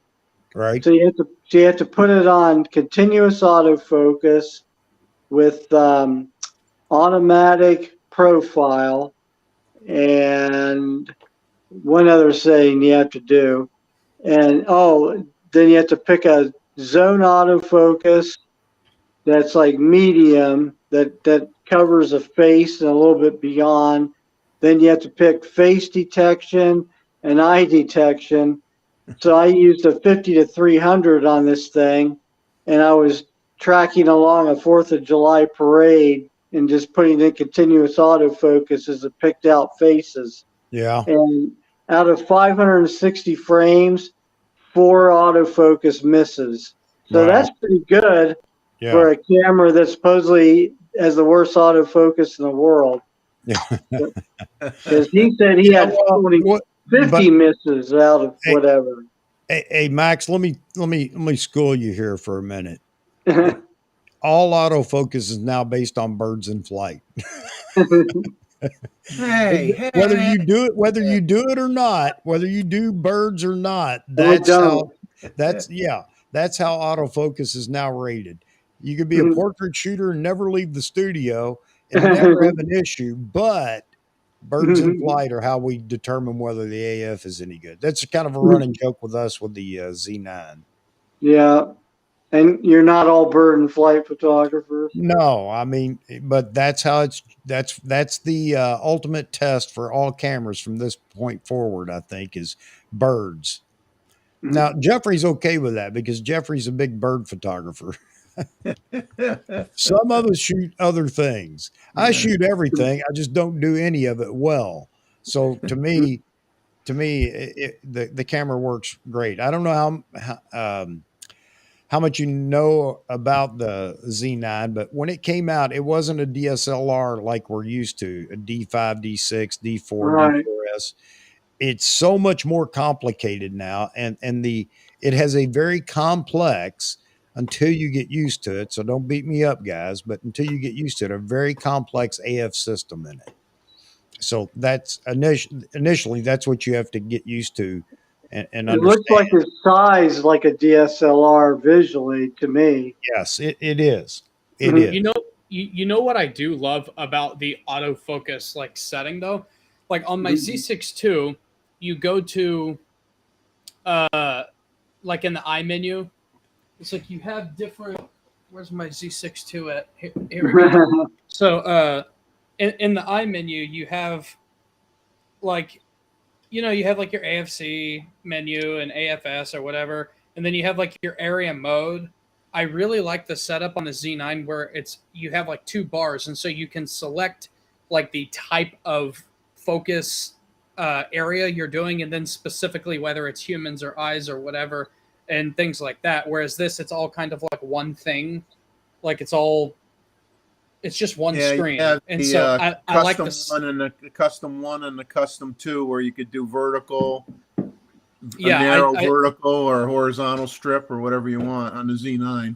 Well, no, like what I'm talking about is like this. So whenever you go, it's like this. You have 2 different bars, and it's 2 different settings. And so you have like your area up here and then the kind of things that it's looking for. I think this is a much nicer kind of interface than the other one. It is, but it doesn't have as many options. And that's the part about the Z9 that makes it.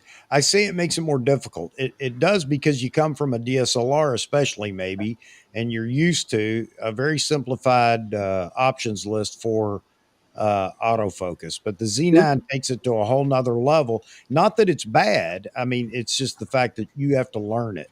It's deep. Z9 is not a 20 megapixel, it's a 50 megapixel, right? Well, 45. 45.7. 0.7. Yeah. Whereas Canon's big guns were always 20 megapixels, you know. Well, I think they're getting ready to break that rule when the R1 comes out. I think it's going to be a higher megapixel camera because it's trending that way. They have their R3 right now as a lower megapixel, 33 megapixel, isn't it, for the R3? Yeah, it's not 20. That's their machine gun sports type camera, no doubt about it. But the R1, I think, they're taking their time, and they're doing that for a reason. So they're going to stun some folks when they come out with theirs. But we're back to the days, I think, where everybody just continues to leapfrog over each other. So, Sony will do it, and then Nikon will be back up to play, and we're just going to keep rotating that way from this point forward. Like the DSLR days. We're finally getting there in the mirrorless war. So Nikon will do they'll take the Z9 and trickle down some of the features, then put like a 60 megapixel sensor in it and call it a Z8 or something. Well, we don't know right now. I mean, we're waiting to see what Nikon's going to do, because they have no roster below the Z9. When I say no roster, the Z6 II and the Z7 II are fantastic cameras, but they don't pass the bird in flight test. So they're not relevant. Unless you shoot everything other than birds, and then they're fantastic cameras. Okay. But that technology has to trickle down into the bodies below the Z9. And right now it's empty space all the way down to the latest camera they announced, which is a vlogging camera. I hope it's a fantastic seller for Nikon. I think it probably will do well, but it's not what we as photographers are looking for. It's an entry level vlogging camera. So what's been annoying me lately, and everybody seems like they're doing it, is I feel like there has to be a commonality between cameras, and I really hate that the commonality is not autofocusing systems. It seems like that should be the baseline of all the brands, is how good their autofocus is, and let everything else be megapixel and noise performance and all these other things. But it's like, if you get the cheaper camera, it has rather dog crap autofocus compared to the other stuff that's out there. It's like, why can't we just make solid cameras that the cheaper one doesn't resolve as high? It does less things. It's not great for product because it's 20 megapixels and there's a 40 megapixel option out there. That really annoys me, that they gut so much stuff out of the cheaper cameras. So for somebody like me, it's not even usable. If you go back to what I posted as a roadmap, I tried to address that. It's just a wish list, or what I think Nikon should do. And it addresses all those issues. It gives people choices from the Z9 all the way down to the Z6 III, whenever that comes out.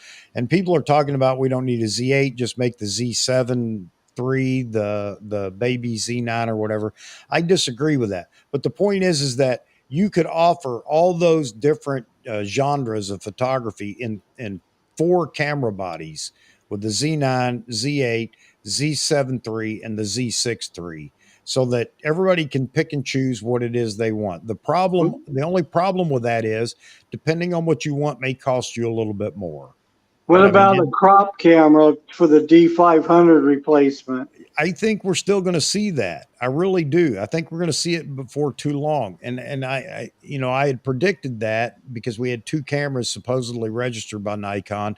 Turns out one of them was the Z9. Just nobody knew that the number that was registered. And the other is the new vlogging camera. However, with that 404.5, let's face it, everybody, what do you think? That is the perfect lens for a pro body DX camera. Perfect lens. Not so much as for the full frame. And why? Because we've got plenty of 400s already from Nikon in the system.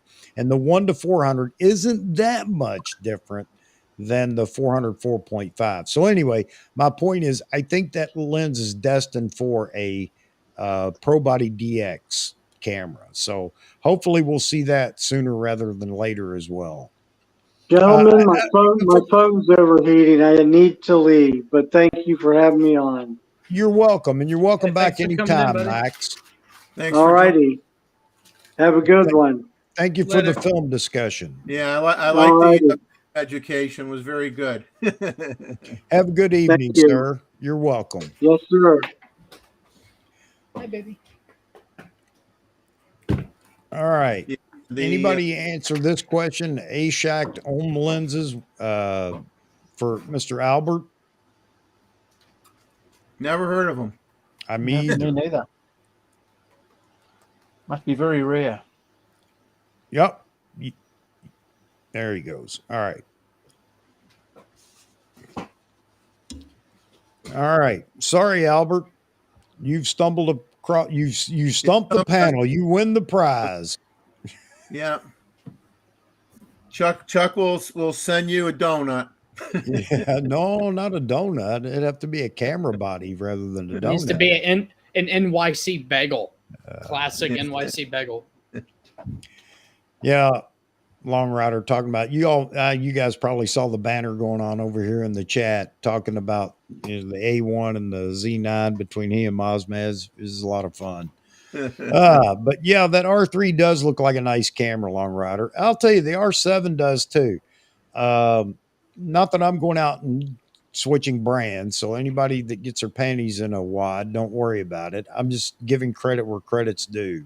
Well, see, Canon actually did it right because they incorporated the great autofocus into the lower bodies, you know? Yes. Well, and that's been the complaint. And everybody says I'm crazy, but Nikon has not done that. And everybody says, yeah, they have. I'm sorry, gents. No. I love Nikon, but I am not such a fanboy that I will say great for everything they do. Just not going to do it. I tell you what I want Nikon to do, and I've said it before. I want them to come out and say that the dual X-Speed 6s are maxed out. Yes. And they can't be any better. And they should come out at this point because the Z6 II has been in service for long enough, and the Z7 II as well. They can come out and say, we're not playing around anymore. We're maxing the X-Speed 6 out. Yeah. We're maxing it out. No more waiting. No more anything. Competition is too hot amongst the brands, especially with the R7. And it shouldn't be comparable. Okay. It shouldn't be. The R7 and R10, they shouldn't be comparable. Okay.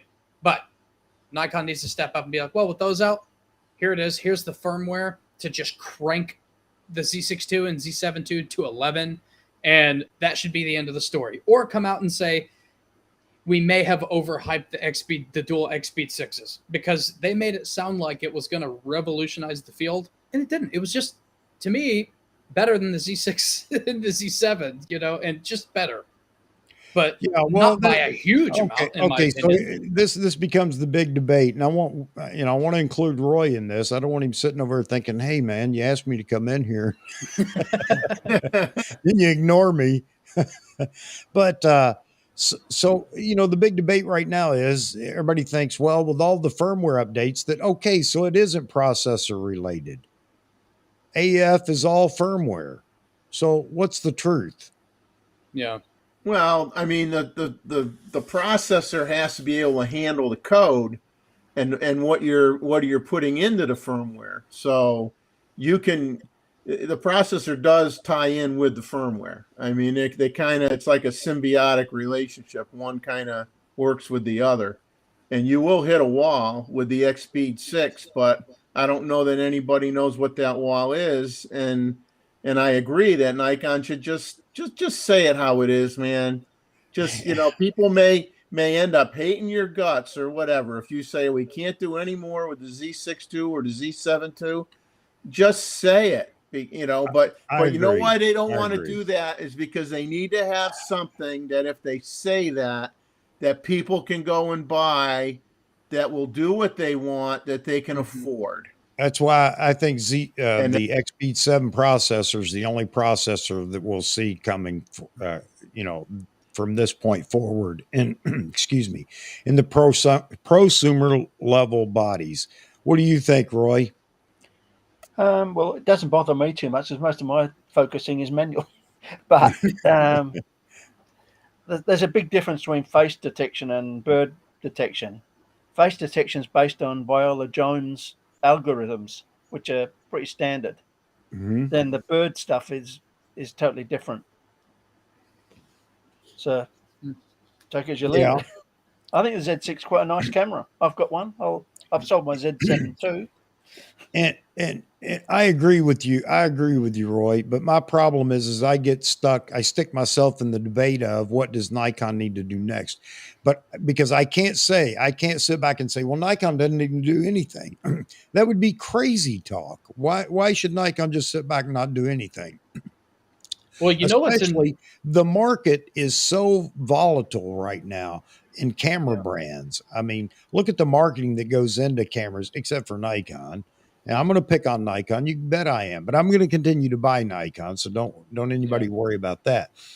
But right now, Nikon has great cameras. The color science is great, and I'm not going to say it's better than anybody else's. I'm just going to say Nikon's color science is great.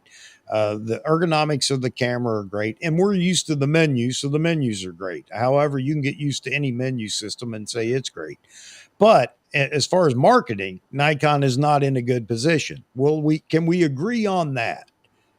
Yeah, I think Yes. Nikon is, in my opinion, I'm in Nikon for the optics, but the marketing is the polar opposite of their optics. You know what I mean? The polar opposite of their optics. But just a note on the Z6, a lot of people are extremely, extremely happy with the last Z6 and Z7 updates that they had. Like, they vastly improved them. I need one for the Z6 too and Z7 too. I need a vast improvement for those too. Like Yes. the Z6 got such a good, like, I was watching videos on the improvement that they did on the eye tracking, and I'm like, well, I kind of wish. I mean, I wouldn't have upgraded because I mostly shoot portraits. You know, like, I got the Z6 too for the increased performance, and they just firmwared the crap out of the Z6. You know, Well, okay, so the Z6 original, excuse me, just drank too much water. The Z6 and Z7 got beat to death, they did. primarily over one card slot, and but we're not going to go back and go through all that again. However, their eye detect wasn't as good in the initial volley of the Z6 and Z7. I will agree with that. But did that make it a bad camera? No, it made it a bad camera for marketing the camera. It still But had awesome output. And this is my point. When I complain, when I get on here and get on my rant talking about what Nikon needs to do, I'm not saying their cameras are bad, but from a marketing perspective, and people can shoot me all they want, but from a marketing perspective, it's terrible. Marketing only, because Nikon is seen as the company that right now we have the Z9, but I told you that was going to be short-lived. That's only going to last. That ride's only going to last so long. Nikon needs to be in the marketing game, but they need a product to market. Yeah. And the Z9 is done, folks. And everybody thinks I'm crazy for saying that, but it is. It's old news. Even Just because it hasn't been delivered to everybody that ordered one doesn't mean that it's super relevant. Look at the Nikon's marketing for it. Even if they had a new product, they don't market good enough to keep the hype going for long enough. The Z9 was a huge hype. Now most people have their cameras, and then it's just like, it's like Nikon's not even pushing it anymore. Nikon needs to be giving that dang camera away to people to go out and do big projects with still. Yes. Still.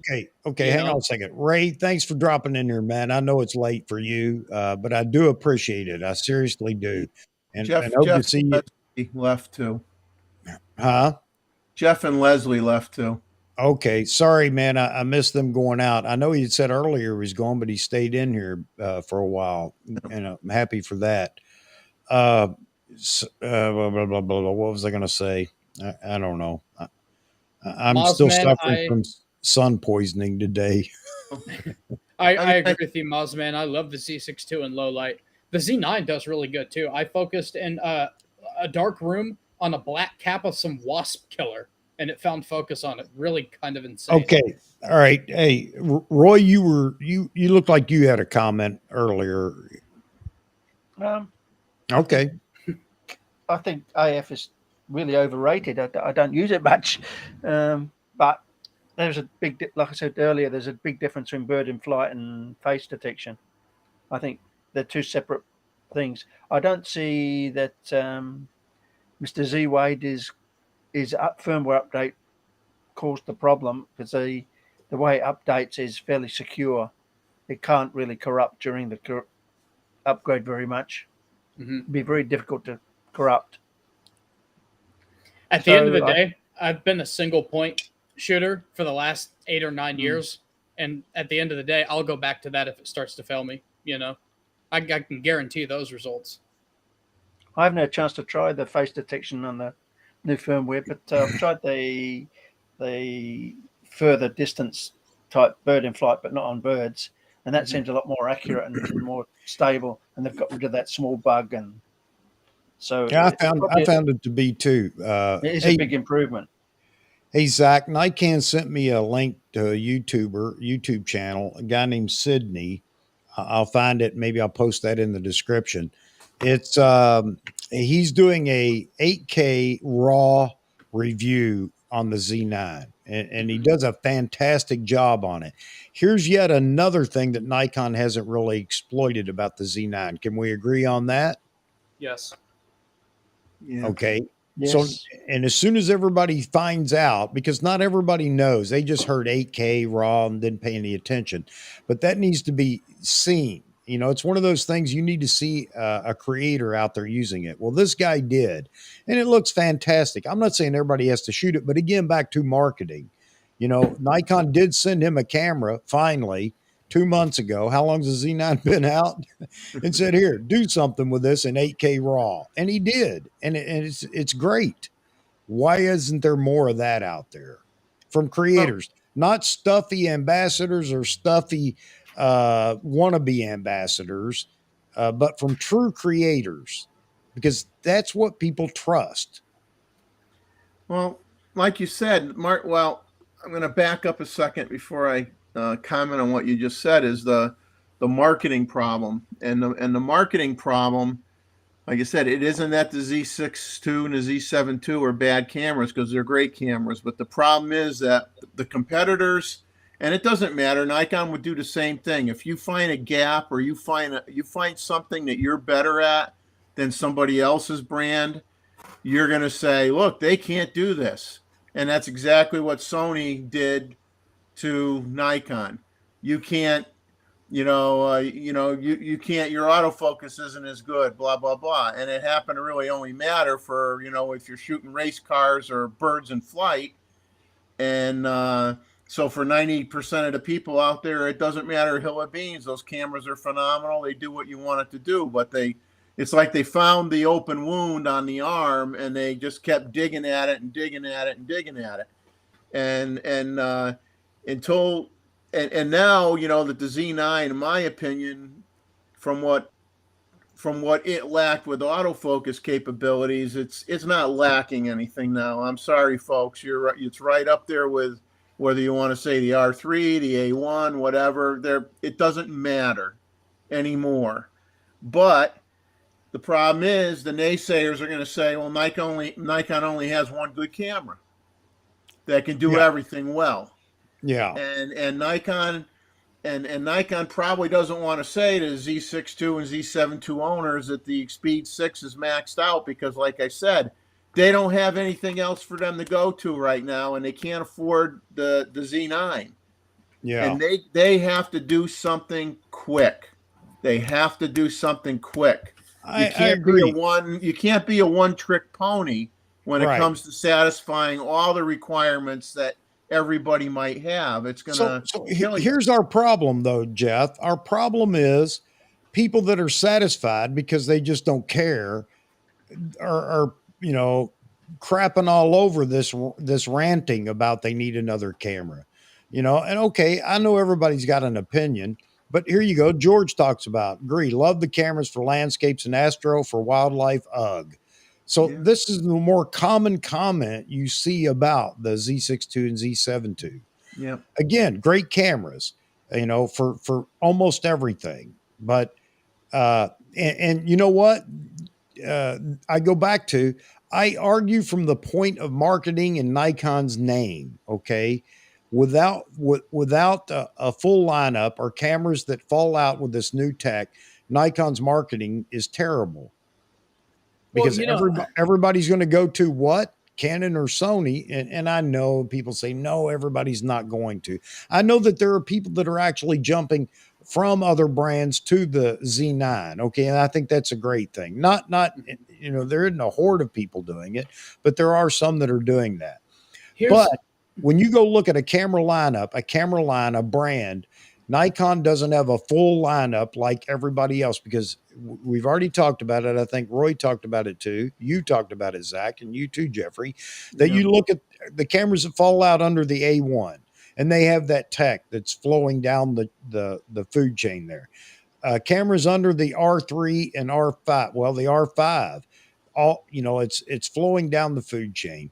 Look at their R7. And I'm not saying, Tony and Chelsea, that it's better autofocus than the Z9. I'm not getting into that stupidity. But the point is, it's already filtered down into a APS-C body. Yeah. And what did we get? We got a vlogging camera. Yeah. Well, the I don't want to crap all over the Z3, but we got a vlogging camera. All right, go ahead, you guys. A point I want to make about like the marketing side is, I don't think that Nikon realizes that, and I'm not pooping on other photographers. Nobody cares if Joe McNally likes a camera. They care if the guy with the afro likes a camera. And Nikon needs to realize that really, really quick, that nobody can name like any of the Nikon ambassadors, right? And then even if they do, at least my generation sees through the BS. I'm watching my language. They see through the BS. They're like, this person, I can't trust their thing as far as like saying how great this thing is. They want to see the influencers, because they feel like the influencers, now this isn't the case, but they feel like the influencers are going to tell them a more accurate representation of something, which isn't the case. That's just what they think. I mean, we all know that, especially with Nikon. But nobody cares. Nobody cares about these interviews with the Nikon ambassadors. They just don't care. They care about YouTubers. Yeah. Yeah, I know. And Sony does a good job of just laying enough stuff at, take all of this for free, get on this helicopter. Isn't it beautiful? And then you can go home with all the stuff that we give you. But I'm kind of tired of going down that path too, to be honest with you, Zach. Sony does a lot. Yes, they do, to help out these folks and help with their marketing. Yeah, more so than I believe Nikon does. But that's putting a Band-Aid on the problem. The problem isn't just the marketing. It's the fact that Nikon's plan, their timing. Okay, let me say it this way. I don't know that I agree with their timing. I don't run Nikon. I don't know that I could run it well or better or whatever, but it just common sense wise, I just feel like their timing is off. Yeah, well, they're prioritizing some things that are questionable. Yeah. Yes. So somebody sent me an email, and I should pull it on here. Hang on a second. Let me go find it, because I told him I would read it. Give me just a second, guys. I know I started this. Let's see. I got to find it. I told him I would read it. No, hang on just a second. Gustavo, would you go back to DSLR after switching to mirrorless? And I'm keeping my D850, but but no, the D850 is a backup until a Z8 comes out, and at which time the D850 will be on my shelf as a collectible, and I'll just be doing mirrorless. Oh, give me just a minute. I told him I would actually. He wanted me to read his comment on here, and it is relevant to this conversation, I think. Oh. Moss man, did you see that? Oh yeah, Nikon. We take the world's greatest out of focus pictures. Certain mirrorless kid. Oh man. We have comedy. We don't need Casey here. We have Mozman. This truly is Saturday Night Live. Right. Yes. But, Yes, it is. thankfully, no one has decided to sing yet. No, it can't be Saturday Night Live because we're actually funny in here. Saturday Night Live hasn't been funny since the 90s. Okay, so here you go, guys. This is from John Romero Hermeto. And he says, AP Studios. And he asked me if I'd read this, so I'm going to read it. The problem is that these cameras take a long time to be developed, except maybe for the DXZ lineup, as so far Nikon took the same Z50 with not the new D500 sensor and multiplied by 3, giving the impression of 3 different cameras: Z50, ZFC, and the Z30. If you look at the D6, probably Nikon started conceiving the Z9 back at the moment they ended up back at that moment and ended up taking resources away from the D6. Hence, it appeared, excuse me, it appeared instead like a D5S. I want to pause here for a second. We think that because of how it was marketed, but when you hear people talk about the D6 that have actually used it, it's night and day between the D5 and the D6 as far as autofocus goes anyway. All right, I'll continue. So there was a bigger update than we thought. We just never picked the camera. All right, another thing, all Z cameras using the XP 6 are now using the same processor of the D5 and so on. This shows us 3 things. 1, how long it takes to improve the processor. 2, how much more processor power mirrorless cameras need. After all, the D5, D500, and D850 were doing just fine with the XP 6, and everyone know that the D850 is superior to the Z7. And finally, 3, maybe developing mirrorless autofocus was easier for Canon and Sony because they already had a professional movie camera lineup for many years, hence sensor-based autofocus and need to move great number of data. Then many of the technologies needed for mirrorless were already available in-house, while Nikon had to create a whole new approach to the camera. And I think they might have found it with the Z9. Hence, if you think about it, it is pretty incredible what Nikon did in less than 3.5 years, 3.5 years of mirrorless. That's October of 2018 to December 21. And then he says, cheers, P.S. Chuck, could you please address this comment I am making during the next live stream? Thanks. And we are right now, and Joe, and thank you very much for actually sending me an email. Very good points. They are. And I do want to, I'll say a couple of things, and then I'm going to go fix me another cup of coffee and let you guys argue about it. Nikon's mirrorless days didn't begin with the Z7. They began with the Nikon 1 series. They already had a toe in the door anyway with how this actually works. I'm not saying it was fully developed or whatever, but the little Nikon 1 format, you know, the V1s and V2s and whatever, were mirrorless. Okay, so Nikon already knew what mirrorless was going to look like somewhere into the future. Stack sensor made a big difference, no doubt about that. Okay, but if you think that Nikon hasn't been in development of a Z6 III or Z7 III or Z8 until now because people are yelling about it, no, that's not correct. They probably have had one of those 3 bodies in mind before the Z9 was even announced. So to think that it's going to take another 2 or 3 years to get that body is not correct. Okay. And I still do believe by October, the anniversary of the Z9, we're going to see an announcement for one of those 3 cameras. I would like it to be the Z8, but thinking about it, listening to everybody's complaints about that concept, it may be a Z6 III, only because it comes in at a lot lower price point. But the problem with that is that's not the camera everyone's waiting for, but it may be enough to hold off the villagers with pitchforks and torches. It's not going to please me or other people, but it'll please me enough, I guess. All right. Well, You guys, I'm going to turn it loose with you guys to address that. And here's the thing. The Alpha 7 was the first mirrorless camera that Sony came out with, and that was 9 years ago. yeah, So you can look at it and say, okay, it took, well, what's the A1 out for a year now? So maybe it took 8 years for Sony to get to the A1 level, and it took 4 years for Nikon to match it. So you got to give Nikon credit where credit is due. They did what took Sony 8 years to do, and they did it in 4. Well, do you think it's possible that Sony never had an incentive to do that? To do what? To come out with something that shoots as fast and as is as impressive as what you expect out of like a pro body camera.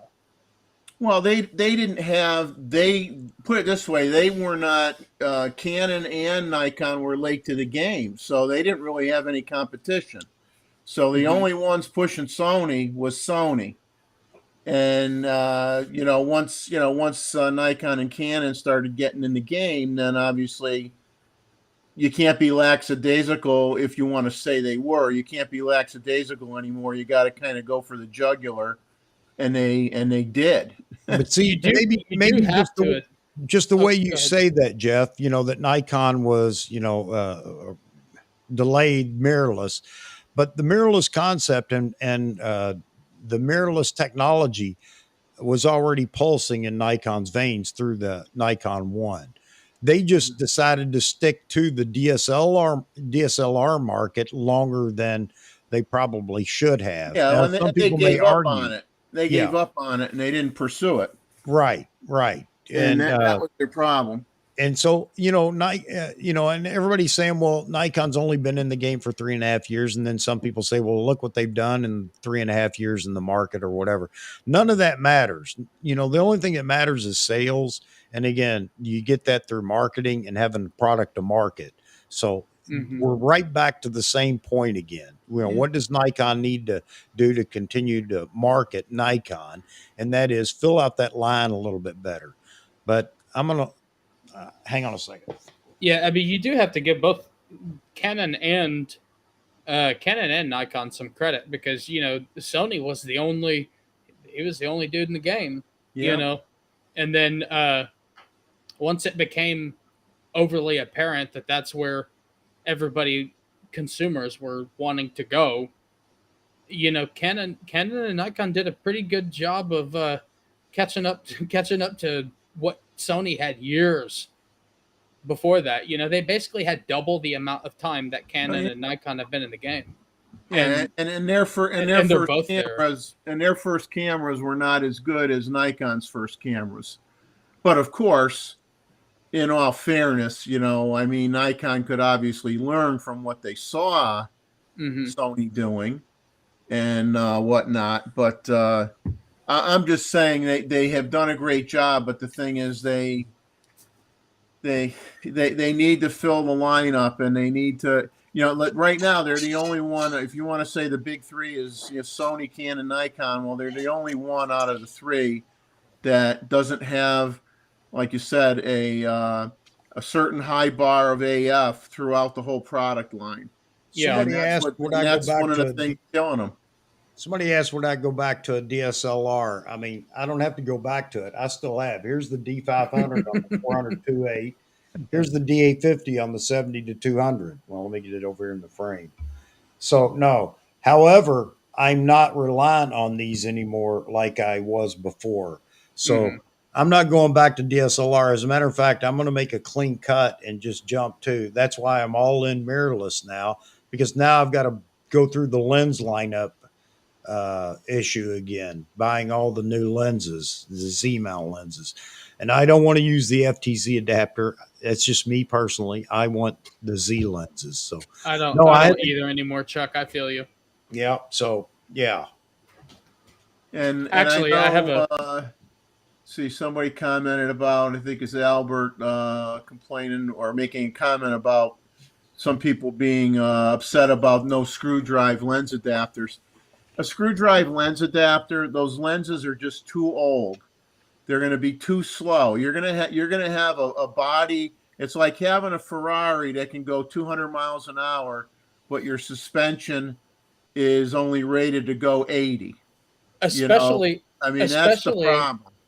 If we end up like Nikon's never going to put one out, especially if if they're killing off the 25 megapixel, anything that's screw drive is not going to resolve higher than that anyway. So Nikon will never make it. There may be some niche company that comes out with one just to satisfy the few thousand people that really want one. But for the most part, if Nikon's new baseline is like 30 plus megapixels and like whatever they come out with next, those old lenses aren't even going to, they're not, you're not going to get the fullness out of them anyway, you know? Yeah. So you'll never see it from Nikon for sure. I'm going to run, get a cup of coffee here. I got to go heat up some coffee, go to the little boy's room. I know you all want to hear that, but that's natural, right? Normal for me. Well, Roy, let's get a cup of coffee. The fact that you have to go is definitely natural. Don't leave me here alone with Jeff. He looks at me strange. No. Carry on. Well, when you we could say Nikon and Canon dropped the ball a little bit, but you know who really dropped the ball, because the people that were first was Kodak. Yeah, Kodak. Kodak is the company that could have had it all. They could have had it all, but they wanted to protect their film market, and that came back to haunt them. But if they looked ahead and could see better opportunities with developing the their digital camera line, they'd be the ones at the top of the heap right now. It wouldn't be Nikon, Canon, or Sony. It would be Kodak. Mm-hmm. It makes you wonder, like, what route they would have gone, to differentiate themselves, But they didn't. Yeah.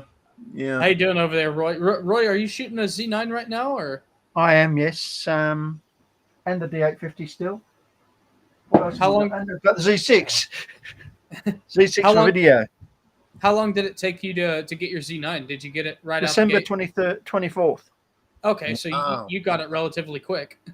Mm. I didn't get mine until 3 weeks ago. Well, I'm sure you got to be NPS, right, Roy? You're NPS? Yeah. Yeah. Just checking the number. My friend's NPS, he's got the 800 PF and he's got the 400 with the 1.4.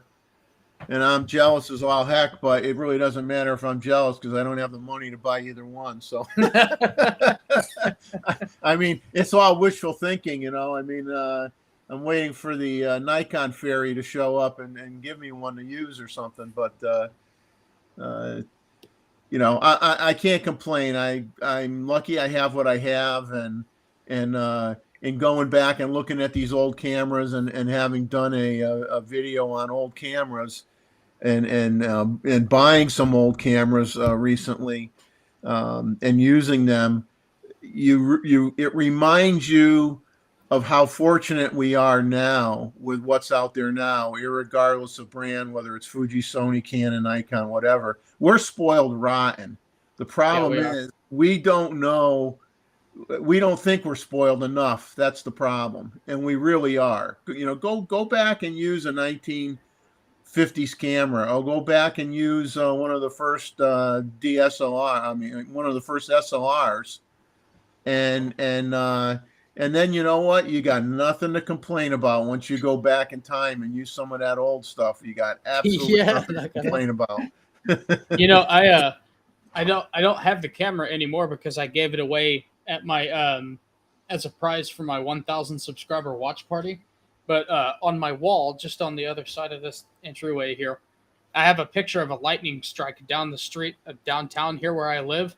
And I did that. It took 20 minutes of laying in the rain on the bed of my truck. And the max shutter speed on that was 1/1000th of a second. I think it was a Nikkormat EL. And I just had to sit there and lay there and wait. I wasn't certain if the first 4 lightning strikes down the street were keepers or not, but the 5th one, I was pretty sure that it was good. and I only had a couple exposures left after that. And so I waited about 3 weeks for it to come back. And sure enough, one of them was good. And I got the, hang on a second. Digital makes it much easier now, doesn't it? Yeah, and you know, and the sad thing is, and I'll be the first to admit it, it makes you lazy too. Yes. Makes you lazy. And I bought a used Raleigh Flex about a month ago, and I went out and I shot some black and white, 120 roll film, black and white, and had my old Minolta Auto Meter 3 incident light meter that still works. And I used that, and I did everything old school. And I'll tell you, it was the most relaxing day of photography that I had, shooting old school again. And I loved it. I mean, I can't do that for, you know, bird photography, obviously, but boy, you really appreciate it. And, you know, I appreciated shooting film again, too. I mean, it was refreshing, and it's something I'm going to continue to do. You know, not every week, but, you know, once a month or so, I'm going to go out there and, you know, I got a roll of Fuji Color 200 in a Minolta 1967 Minolta rangefinder camera that I'm going to shoot and develop. And I'm going to do stuff like that just to keep a connection with the past, I guess, as weird as that may sound, because I really had a good time. Here's the thing with this particular picture, okay? The composition is not ideally what I would have wanted to have. But if I were to do this with the Z9, there would be no story associated with it because it would have been too easy. There wouldn't have been laying out in the rain on the bed of my truck downtown waiting for this shot because I would have got it right on the first time at 20 frames a second. But instead, with a camera built in like 1960, I was able... I can't get it because of the no, that's a lightning strike. Oh, that's lightning. Okay, I saw the. If I could try to here, that's probably as good as it's gonna get. Yeah. But I mean, it's right downtown. It's almost perfect, lined up with the street, and the fact that it took time and patience and timing, and I wasn't sure if I got it on. You know, I only have 24 exposures on this film, I think, and. I mean, you just don't know. And then I didn't know. But like I said, if that was the Z9, there would be no story with it. You know, I would have got it the first time in one of 20 to 40 frames. And I would have only been out there shooting for 40 seconds. You know what I mean? And so it is kind of nice to pull. I have one film camera left now. It's a FM2, and I'll have that for whenever I get an itch to switch it up. You know what I mean? I'm back. No snacks. No snacks cookies, this time? no cookies. No, I didn't want donuts. to cut a big slice of cake and bring in here. Eat it. Not that I haven't done that before. Can you virtually share cake? How does that work? Yeah, absolutely. We could grab a cookie from you. And yeah, absolutely. Yeah, just imagine you're eating a piece of cake. Here, I got my chopsticks in the other room. Pass them through. Yeah. Here. Here we go. Here we go with the idiots again. Oh no, here we go. What did we say? Cake. Cake is actually a new slang term for like a big booty. So that's what it was. I just blocked them from Restream. It doesn't do any good to block them from YouTube. I have to block them from Restream. I get that crap, man. I've been getting a bunch of like Russian messages and Spanish messages, and I don't know why YouTube hasn't cracked down on that stuff yet, but I don't know either. I got a question for Roy. Roy, obviously you've been shooting for many years. What would you not? I'm not going to ask you what is the best camera you ever used. I'm going to reword it and say, what is the camera that you used in your career that you enjoyed shooting with the most? Not necessarily the best camera, but the one where you enjoyed the photographic experience the most. I think he went off to get him a cup of coffee. He was digging for something in a box, as Mozman said, a lightning bolt.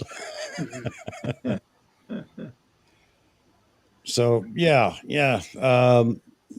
talking about lenses, favorite lens for me, I'll tell you right now, it's going to be the 24-70, whether it's the F mount or the new Z mount.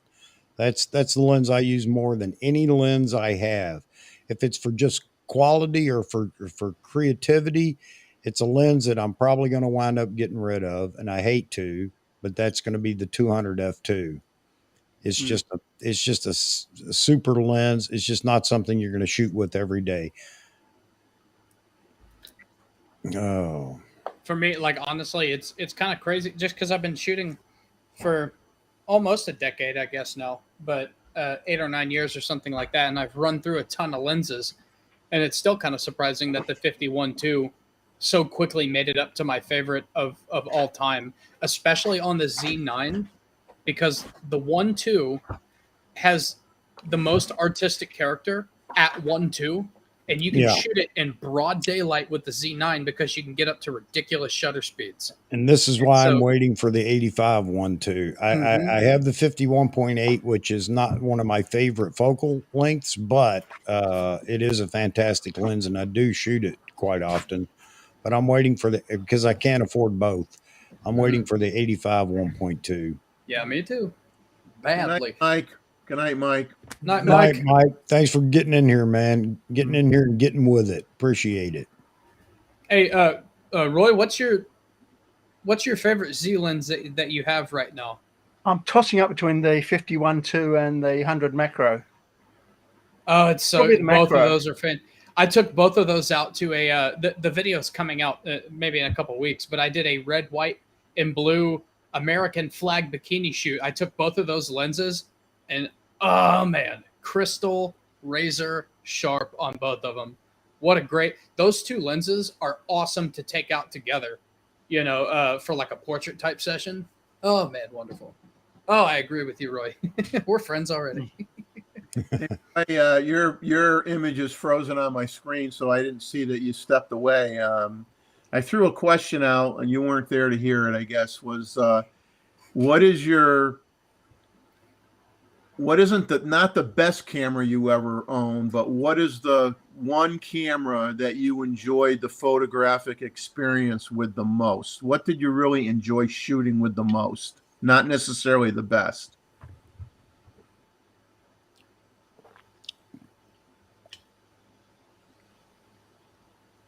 Probably FM2 or something like that. Back in the film days. I got an FM2 right there. Mm.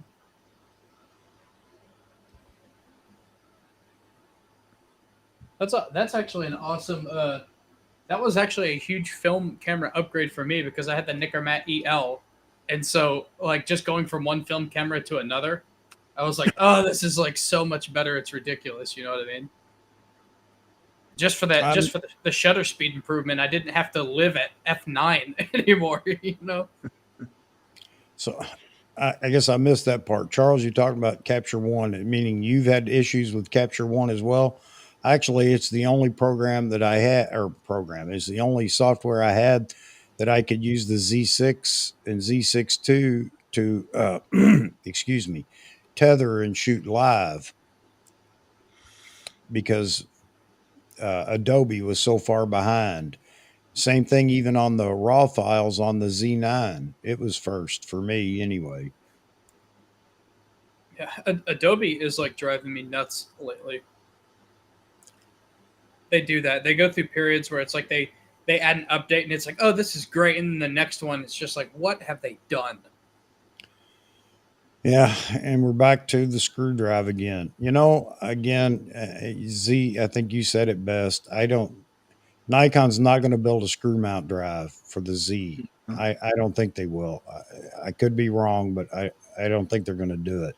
It will. I mean, literally by possibly next year or possibly by the next camera that they come out with, the resolving power of anything from the D series lenses and earlier, it's just not going to be worth it. It would have to be a niche company that comes out with a niche product that's going to sell maybe 1,000 pieces, or 2,000 pieces, Yeah. or it's going to be some engineer / the guy that has a conventional mill in his garage that makes them and sells them for a premium. Some old D lenses were quite sharp though. They're probably as sharp as some AFS ones. It depends Sure. on which lens you're talking about. Yeah, Look at the you know, they 180 have. or Yeah. Oh, yeah. The 180 was wickedly sharp, and honestly, the 60 millimeter macro is like one of my favorite lenses ever. But I just don't think there's enough people that want it for Nikon to do it. It would have to be like a niche guy. Yeah, Albert, there may have been some people that switched. I can't imagine it being but a handful to switch from Nikon to Sony just because there's no screw mount adapter. Again, you know, I think how many screw mount lenses were so great that people want to use them? And I'm not talking sharpness, just for characteristics or whatever. They're slow. They're just and to think that maybe the Z9 is going to drive, or the newer cameras are going to drive it even faster. No, that's not possible, because it's the mechanism in the lens that you're driving that controls the speed at which uh, it focuses. So I don't know, man. and for I don't video they're know. very noisy. Yeah, Yes. they are. Yeah. Honestly, I think at least some of the talk about a screw drive adapter, I think some of that would go away if there were more kind of niche, highly characteristic third-party lenses that were available, that you could get some of them characteristics that you love from like the older lenses. If there was more of that, I think people wouldn't really worry about it that much, you know? Yeah. Be like, well, I can get the same kind of cool little, you know, ultra contrast or really warm rendering kind of thing. Because the Z lenses are optically perfect, but they do lack a little in character. I'll be the first one to say that. You know? Yeah. Well, Yeah. like you said, Charles, I'm if sorry. I were you, I would, if you can, I would wait until, say, October to make your decision. Yeah, see what There's gets nothing announced. wrong. There's nothing wrong with the Z7 II if you wanted to go that route now, or a D850 if you wanted to stay in the DSLR line. No doubt about it. And the other thing about going with the D850 is you can get it at a real good price now, used. Yep. And you can also get lenses a whole lot cheaper than you could when I bought my D850. So Right. that alone is a good reason to go with the D850. But either way, you wouldn't be wrong. But if you're waiting for the newest mirrorless, I do believe by October we're going to see something.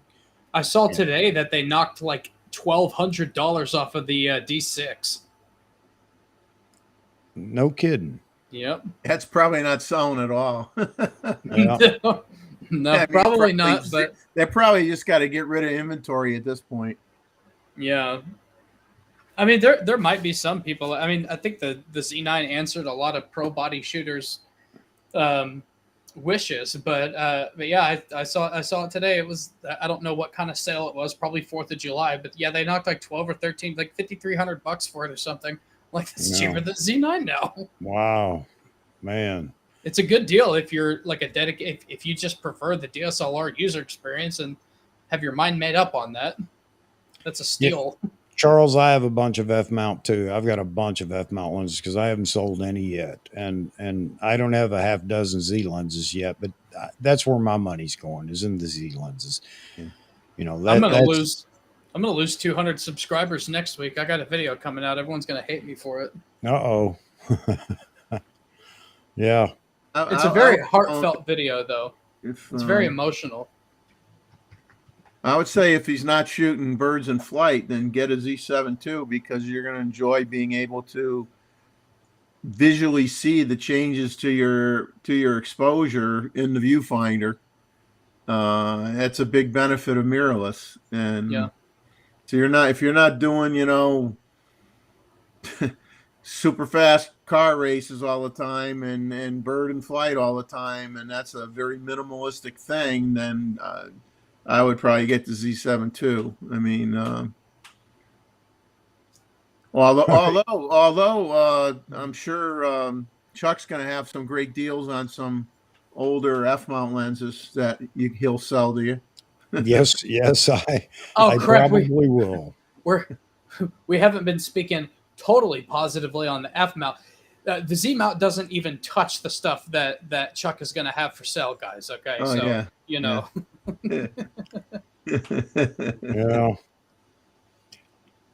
Yeah. You'll have to do what Verhagen does and have like a, like the beginning of Star Wars where all the words are just like cascading up. You'll have to do that with all your lenses. Yeah. Well, unlike Roy, I can't hang on to them. I mean, if I want something new, I've got to liquidate to go, buy other new stuff. And as nostalgic as it is, and as good as the lenses are, F mount lenses, and some of the ones that I have, that's okay. I can live without them. hey, John Young, this right here, my dude. You can get these on Amazon for pretty dirt cheap. They don't have any electronic contacts, which nothing's going to drive your 180-2.8 anyway. It's literally just a dummy adapter. So, and it, the light meter and stuff like that doesn't matter because you can see your exposure, give or take. It's not totally accurate, but you can get it within, having plenty of room to fix it in post. But yeah, it's the Photowalk. It's on Amazon, dirt cheap. Yeah, that's what he said. That's it. Yep, that's exactly what you're asking for. A dumb adapter, man. Yeah. Especially if you're using like old manual focus lenses that are just dedicated manual focus lenses, like all the Zeiss lenses, which are coming down in price pretty good. They work perfectly on that. And they resolve great on the Z6 too. Hey, since we brought up the Z30 earlier, so let me ask you guys. I mean, I was pretty vocal about what I thought. And again, I think it's more just out of selfishness and the fact that I'm not interested in just a vlogging camera. However, if I did not have a Z6 and a Z6 II, I probably might be interested in it just for this streaming. Mm-hmm. But other than that, I can't see myself picking up that camera. But what do you think? Is this camera going to sell? I think it's a bit overpriced myself by $150 or even $200. However, what do you guys think? I actually did a little comparison shopping on B&H earlier before the stream started, looking at the Canon lineup and the Sony lineup, even Fuji. And, it's priced below a lot of what those three brands offer for that type of camera. So I know it's cheaper. And I invite everybody to go check for themselves because I know a lot of people were saying it isn't, but it is based on what I could find on B&H. So not that you can't go buy used and get something cheaper, but that goes for all brands. Roy, what do you think about it before I voice my opinion on it? What do you think of the Z30? I've got no use for it, but for a vlogger, I can't see any. I think it's a great idea because you can use the same lenses as you're using your main cameras. Mm-hmm. Yeah. Jeff, I haven't heard your opinion on it. I missed the live stream where you guys were talking about it. Well, I mean, I think it's Sony's got the ZV-E-10, I think it is, which is priced about the same price. Now, DP Review kind of gave it the edge over the Z30, but not by a lot. Well, because it had a headphone jack, and the Z30 doesn't have a headphone jack. So that was a big thing for them. But I'm kind of like thinking like Chuck. I mean, if I didn't have a decent, camera in my computer for the live stream, I would get it for something like that, or I might consider it for B-roll footage. But other than that, I mean, it's not something that I'm like jumping to get. I think Chuck hit the nail on the head earlier whenever he was talking about timing. Yeah. And I'm not saying that it's a bad product. I don't know. I haven't used it. And I'm not saying that it's a product that wouldn't be really useful to a lot of people. I do think it's an answer to a question that nobody was asking to Nikon, not right now anyway, which I don't work at Nikon, so I don't make those decisions. But I know for a fact there's a lot of stuff that people want right now and people are waiting on, and the Z30 wasn't one of them, So for me, that timing thing rings really, really true. It's like, why now? You know? Well, Yaman's point here that Chuck has on the screen, he hits the nail on the head, is that you have, I hate to say it, I'll say crap. I guess I could say crap. Nikon has crap when it comes to DX lenses. They don't have hardly anything at all. And you get the Sony, you got all the third-party lenses you can get for it, plus whatever Sony has. You're in a much better position. Now, obviously, if you have Nikon lenses, and that's a different story, and you're a Nikon, you shoot Nikon, and you're going to lean that way. But if you didn't have a Nikon or a Sony, and you're looking for a vlogging camera, I would say 8 out of 10 people are going to buy the Sony, and a lot of it will have to do with the availability of the lenses that you could get. And that creates another dilemma for Nikon, because as people complain that they don't have enough DX lenses, you know, what are you going to do now? People are still waiting for Z mount lenses for their full frame cameras. Yep. Yeah, the ZVE 10 or whatever it is $11 cheaper than the Z30. I worry that the people that end up with the Z30 are going to be people that have it bought for them for their birthday or Christmas, because I think anybody going out and shopping for themselves with their own money, I think Jeff's got it right. I think they're actually going to weigh the options of one versus the other, and the Sony looks more attractive. Well, it's not just that, but how hard is the Z30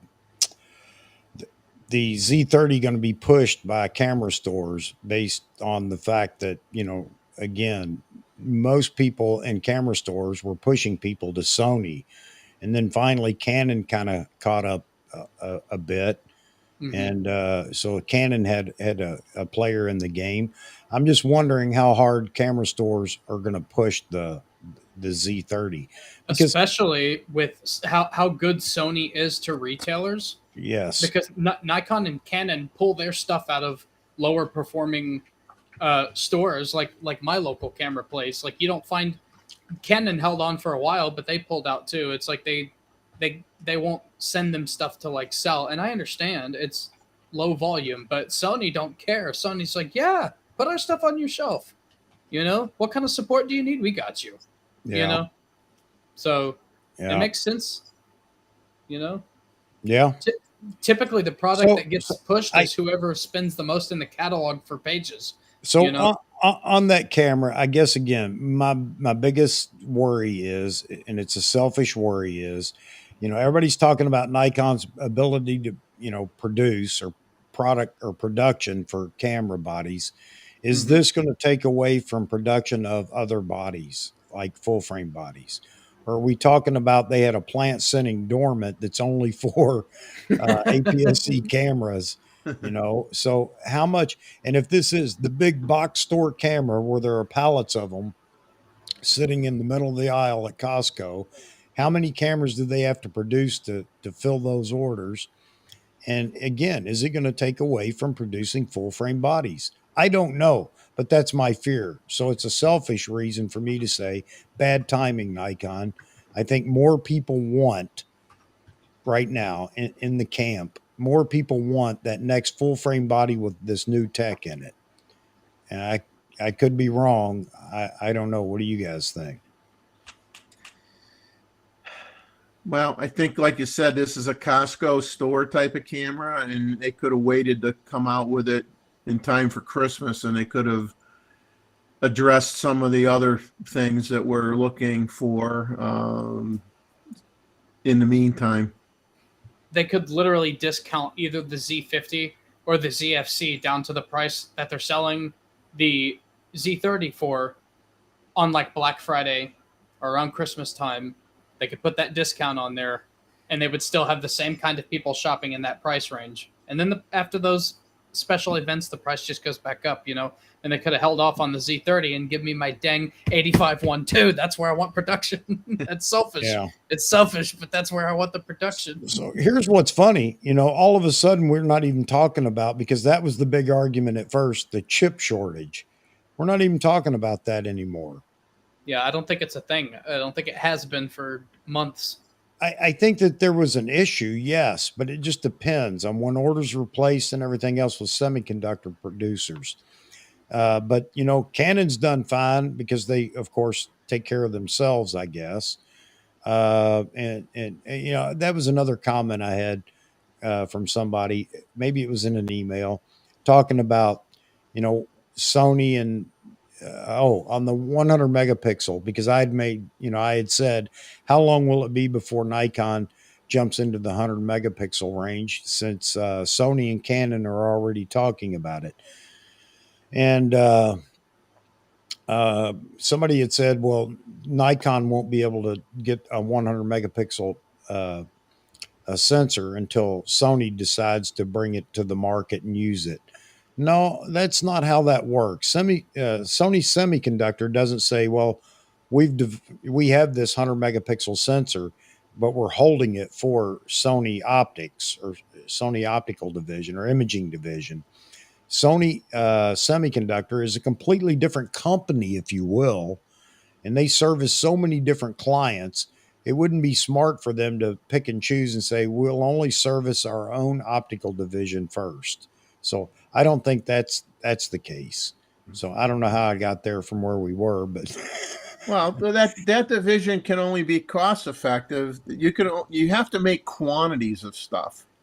And if you just sell stuff, if you just make semiconductors and you just make stuff for your own brand, you're not going to have the benefit of reduced costs and a better profit margin, because you're producing more product. So you have to sell it to everybody. You can't just hold it for yourself, because otherwise the prices of your cameras and everything else you make would be so much more expensive than everybody else. Yeah. Mm-hmm. Albert, I don't know. I'm not going to disagree with you there, but we'll have to wait and see. It's all going to depend on how well Nikon markets this. No doubt about that. The Z30, that is. They already have it on sale, $100 off recently. I thought they already had it on sale, $100 off. I thought I got an email. You see, that's bad timing too, because that's bad for marketing. Since it just launched, people are like, "What's wrong with it?" Then, well, what's wrong with it is you priced it wrong to begin with. Yeah. Now you're making it look like you're giving everybody a deal. Yeah, the sale is the marketing, and it's really, but it's going to stay there forever. Yeah. Hey, Robert, I don't know that I agree with that. It doesn't replace the D3500, at least in my opinion, because it's a vlogging camera. Yes, it will take pictures, but it's a vlogging camera. The D3500 was a stills camera that had video capability. I think this one goes the other direction, my opinion only. Well, plus the D3500 sold for $500 with a lens. Yeah, it was cheaper than the Z30 is. Yeah, I bought my D3200 with two lenses, I think, for $500. Yeah, like after Black Friday, Yeah, the Z500 or whatever they're going to call it definitely needs to come out as well. You know what? I would almost be happy with that if that's all we got this year. And I'm going to say this and then bite my tongue later for saying it. But if they gave us the Pro Body DX this year, I'm not going to be happy, but at least we should see new tech in it. And there are a lot of people out there waiting for a Pro Body DX camera. So Nikon definitely needs at least one more camera this year that has the same level of tech as the Z9, because right now everybody's looking at Nikon like, well, they have one camera that blows everything out of the water. They need like another one that is equally as fire as the Z9. They need it quick. Yeah. Mozman, it hasn't even started shipping yet, has it? No, I don't think that it has. I think mid July. So we're coming up on it. I think that and your 400 you said is shipping next week. So that's a good indicator. I guess the Z30 should be shipping here in another week or something. Yeah, I just think I think in the grand scheme of things, I think if you look at the Z30 next year, it's going to be, I think you're going to look back on it as kind of a dud. I have a feeling that it's, I hope not. I hope it at least pays for itself. I do want it to do good. I just Yeah. don't know if it will. I mean, you can, people who don't have anything can pick up an M50, Canon M50 to vlog with. And I had one of those. They're awesome. They're awesome little cameras. And that you can pick one up probably at KEH for like, what, $300 maybe? I don't know. I haven't looked, but there's just too much out there, Yeah. Greg Wilson, hey man, I hope you're having a good time with your wife, and happy birthday again from all of us here. I bet it is awesome. Yeah, happy birthday to the wife. I love this, Mozman.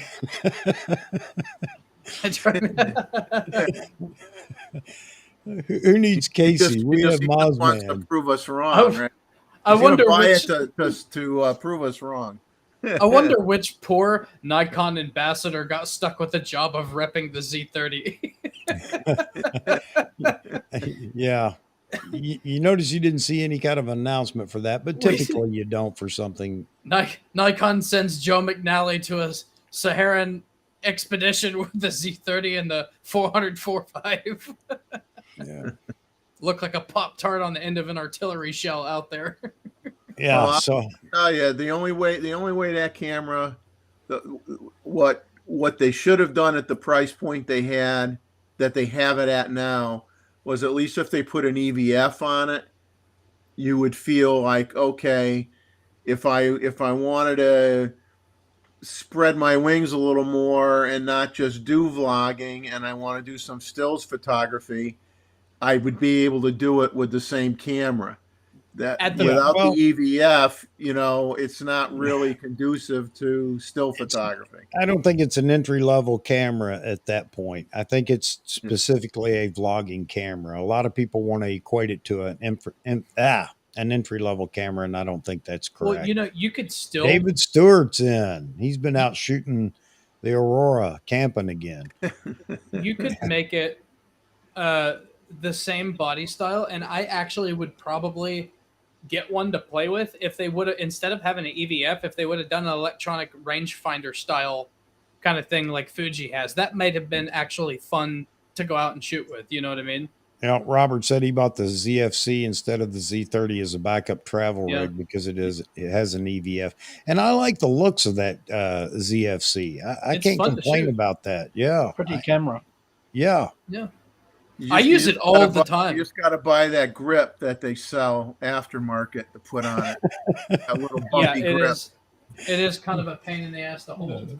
Mozman, he's going out birding with his Z30 and the 800. You said it's gonna look like a Pop-Tart on the back of a howitzer round. The fools are back, Chuck. Mozman, if your boss ever saw you doing that, he'd probably fire you for doing that.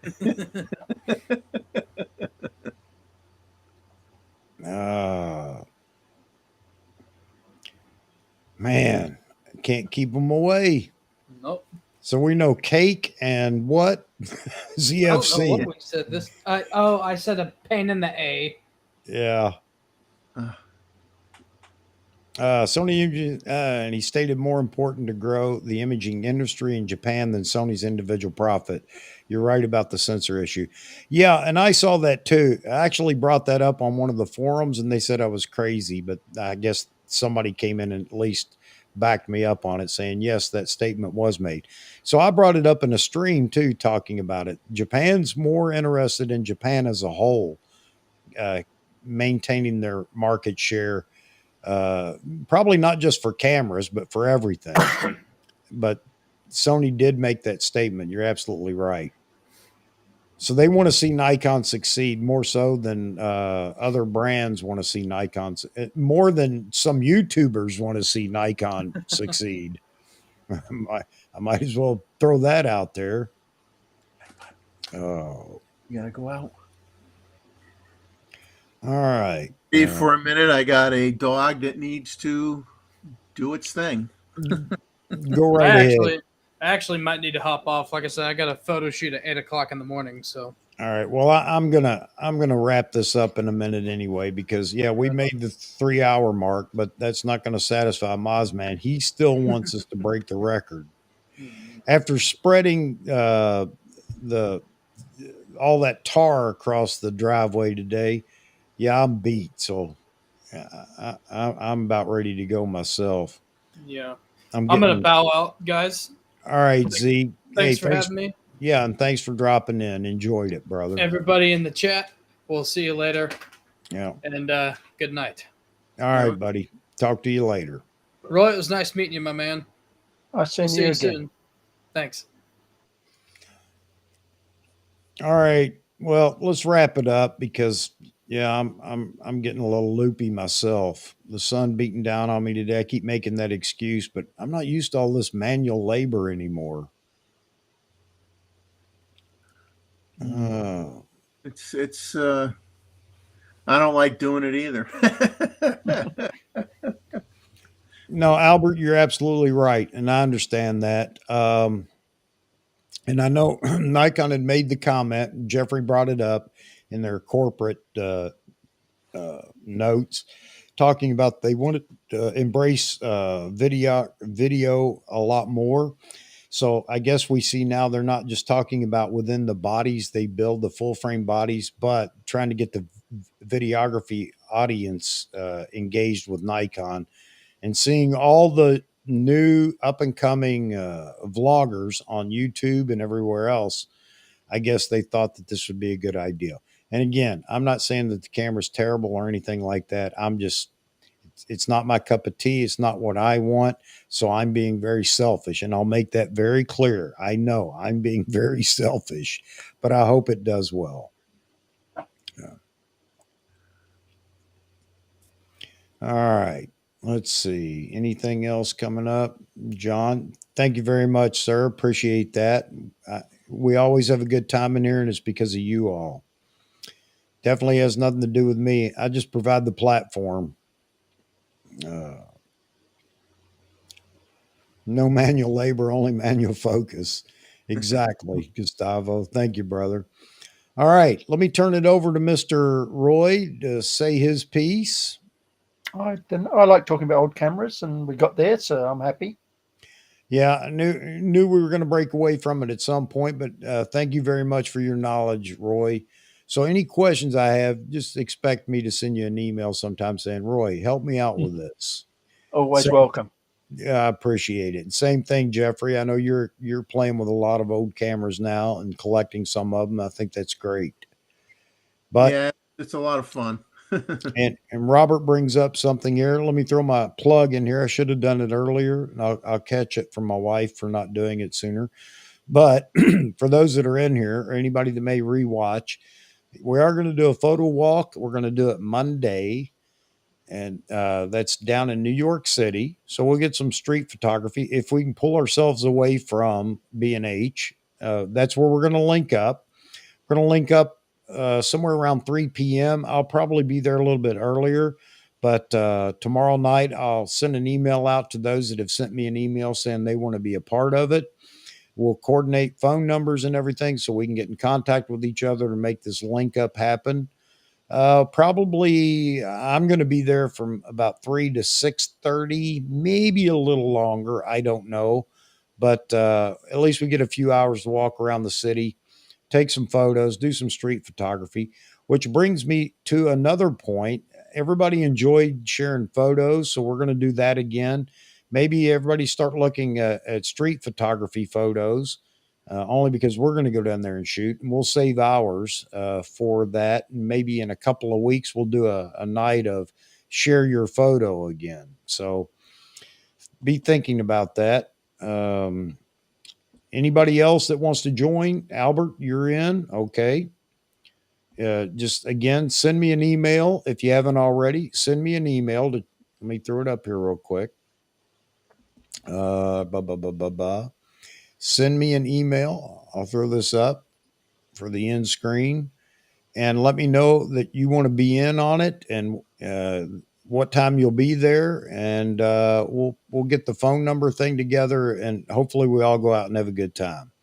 That said, Jeffrey, your parting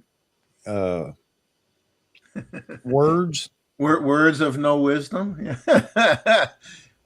Just want to thank everybody for taking the time out again to be the main reason that we all have so much fun together. So appreciate you putting up with me, and thanks again. And check out my channel if you have some time. I'd appreciate it. And Roy, it was a pleasure. Liked seeing your old cameras, and very jealous. I mean, I would probably be at your house looking at them for like a week.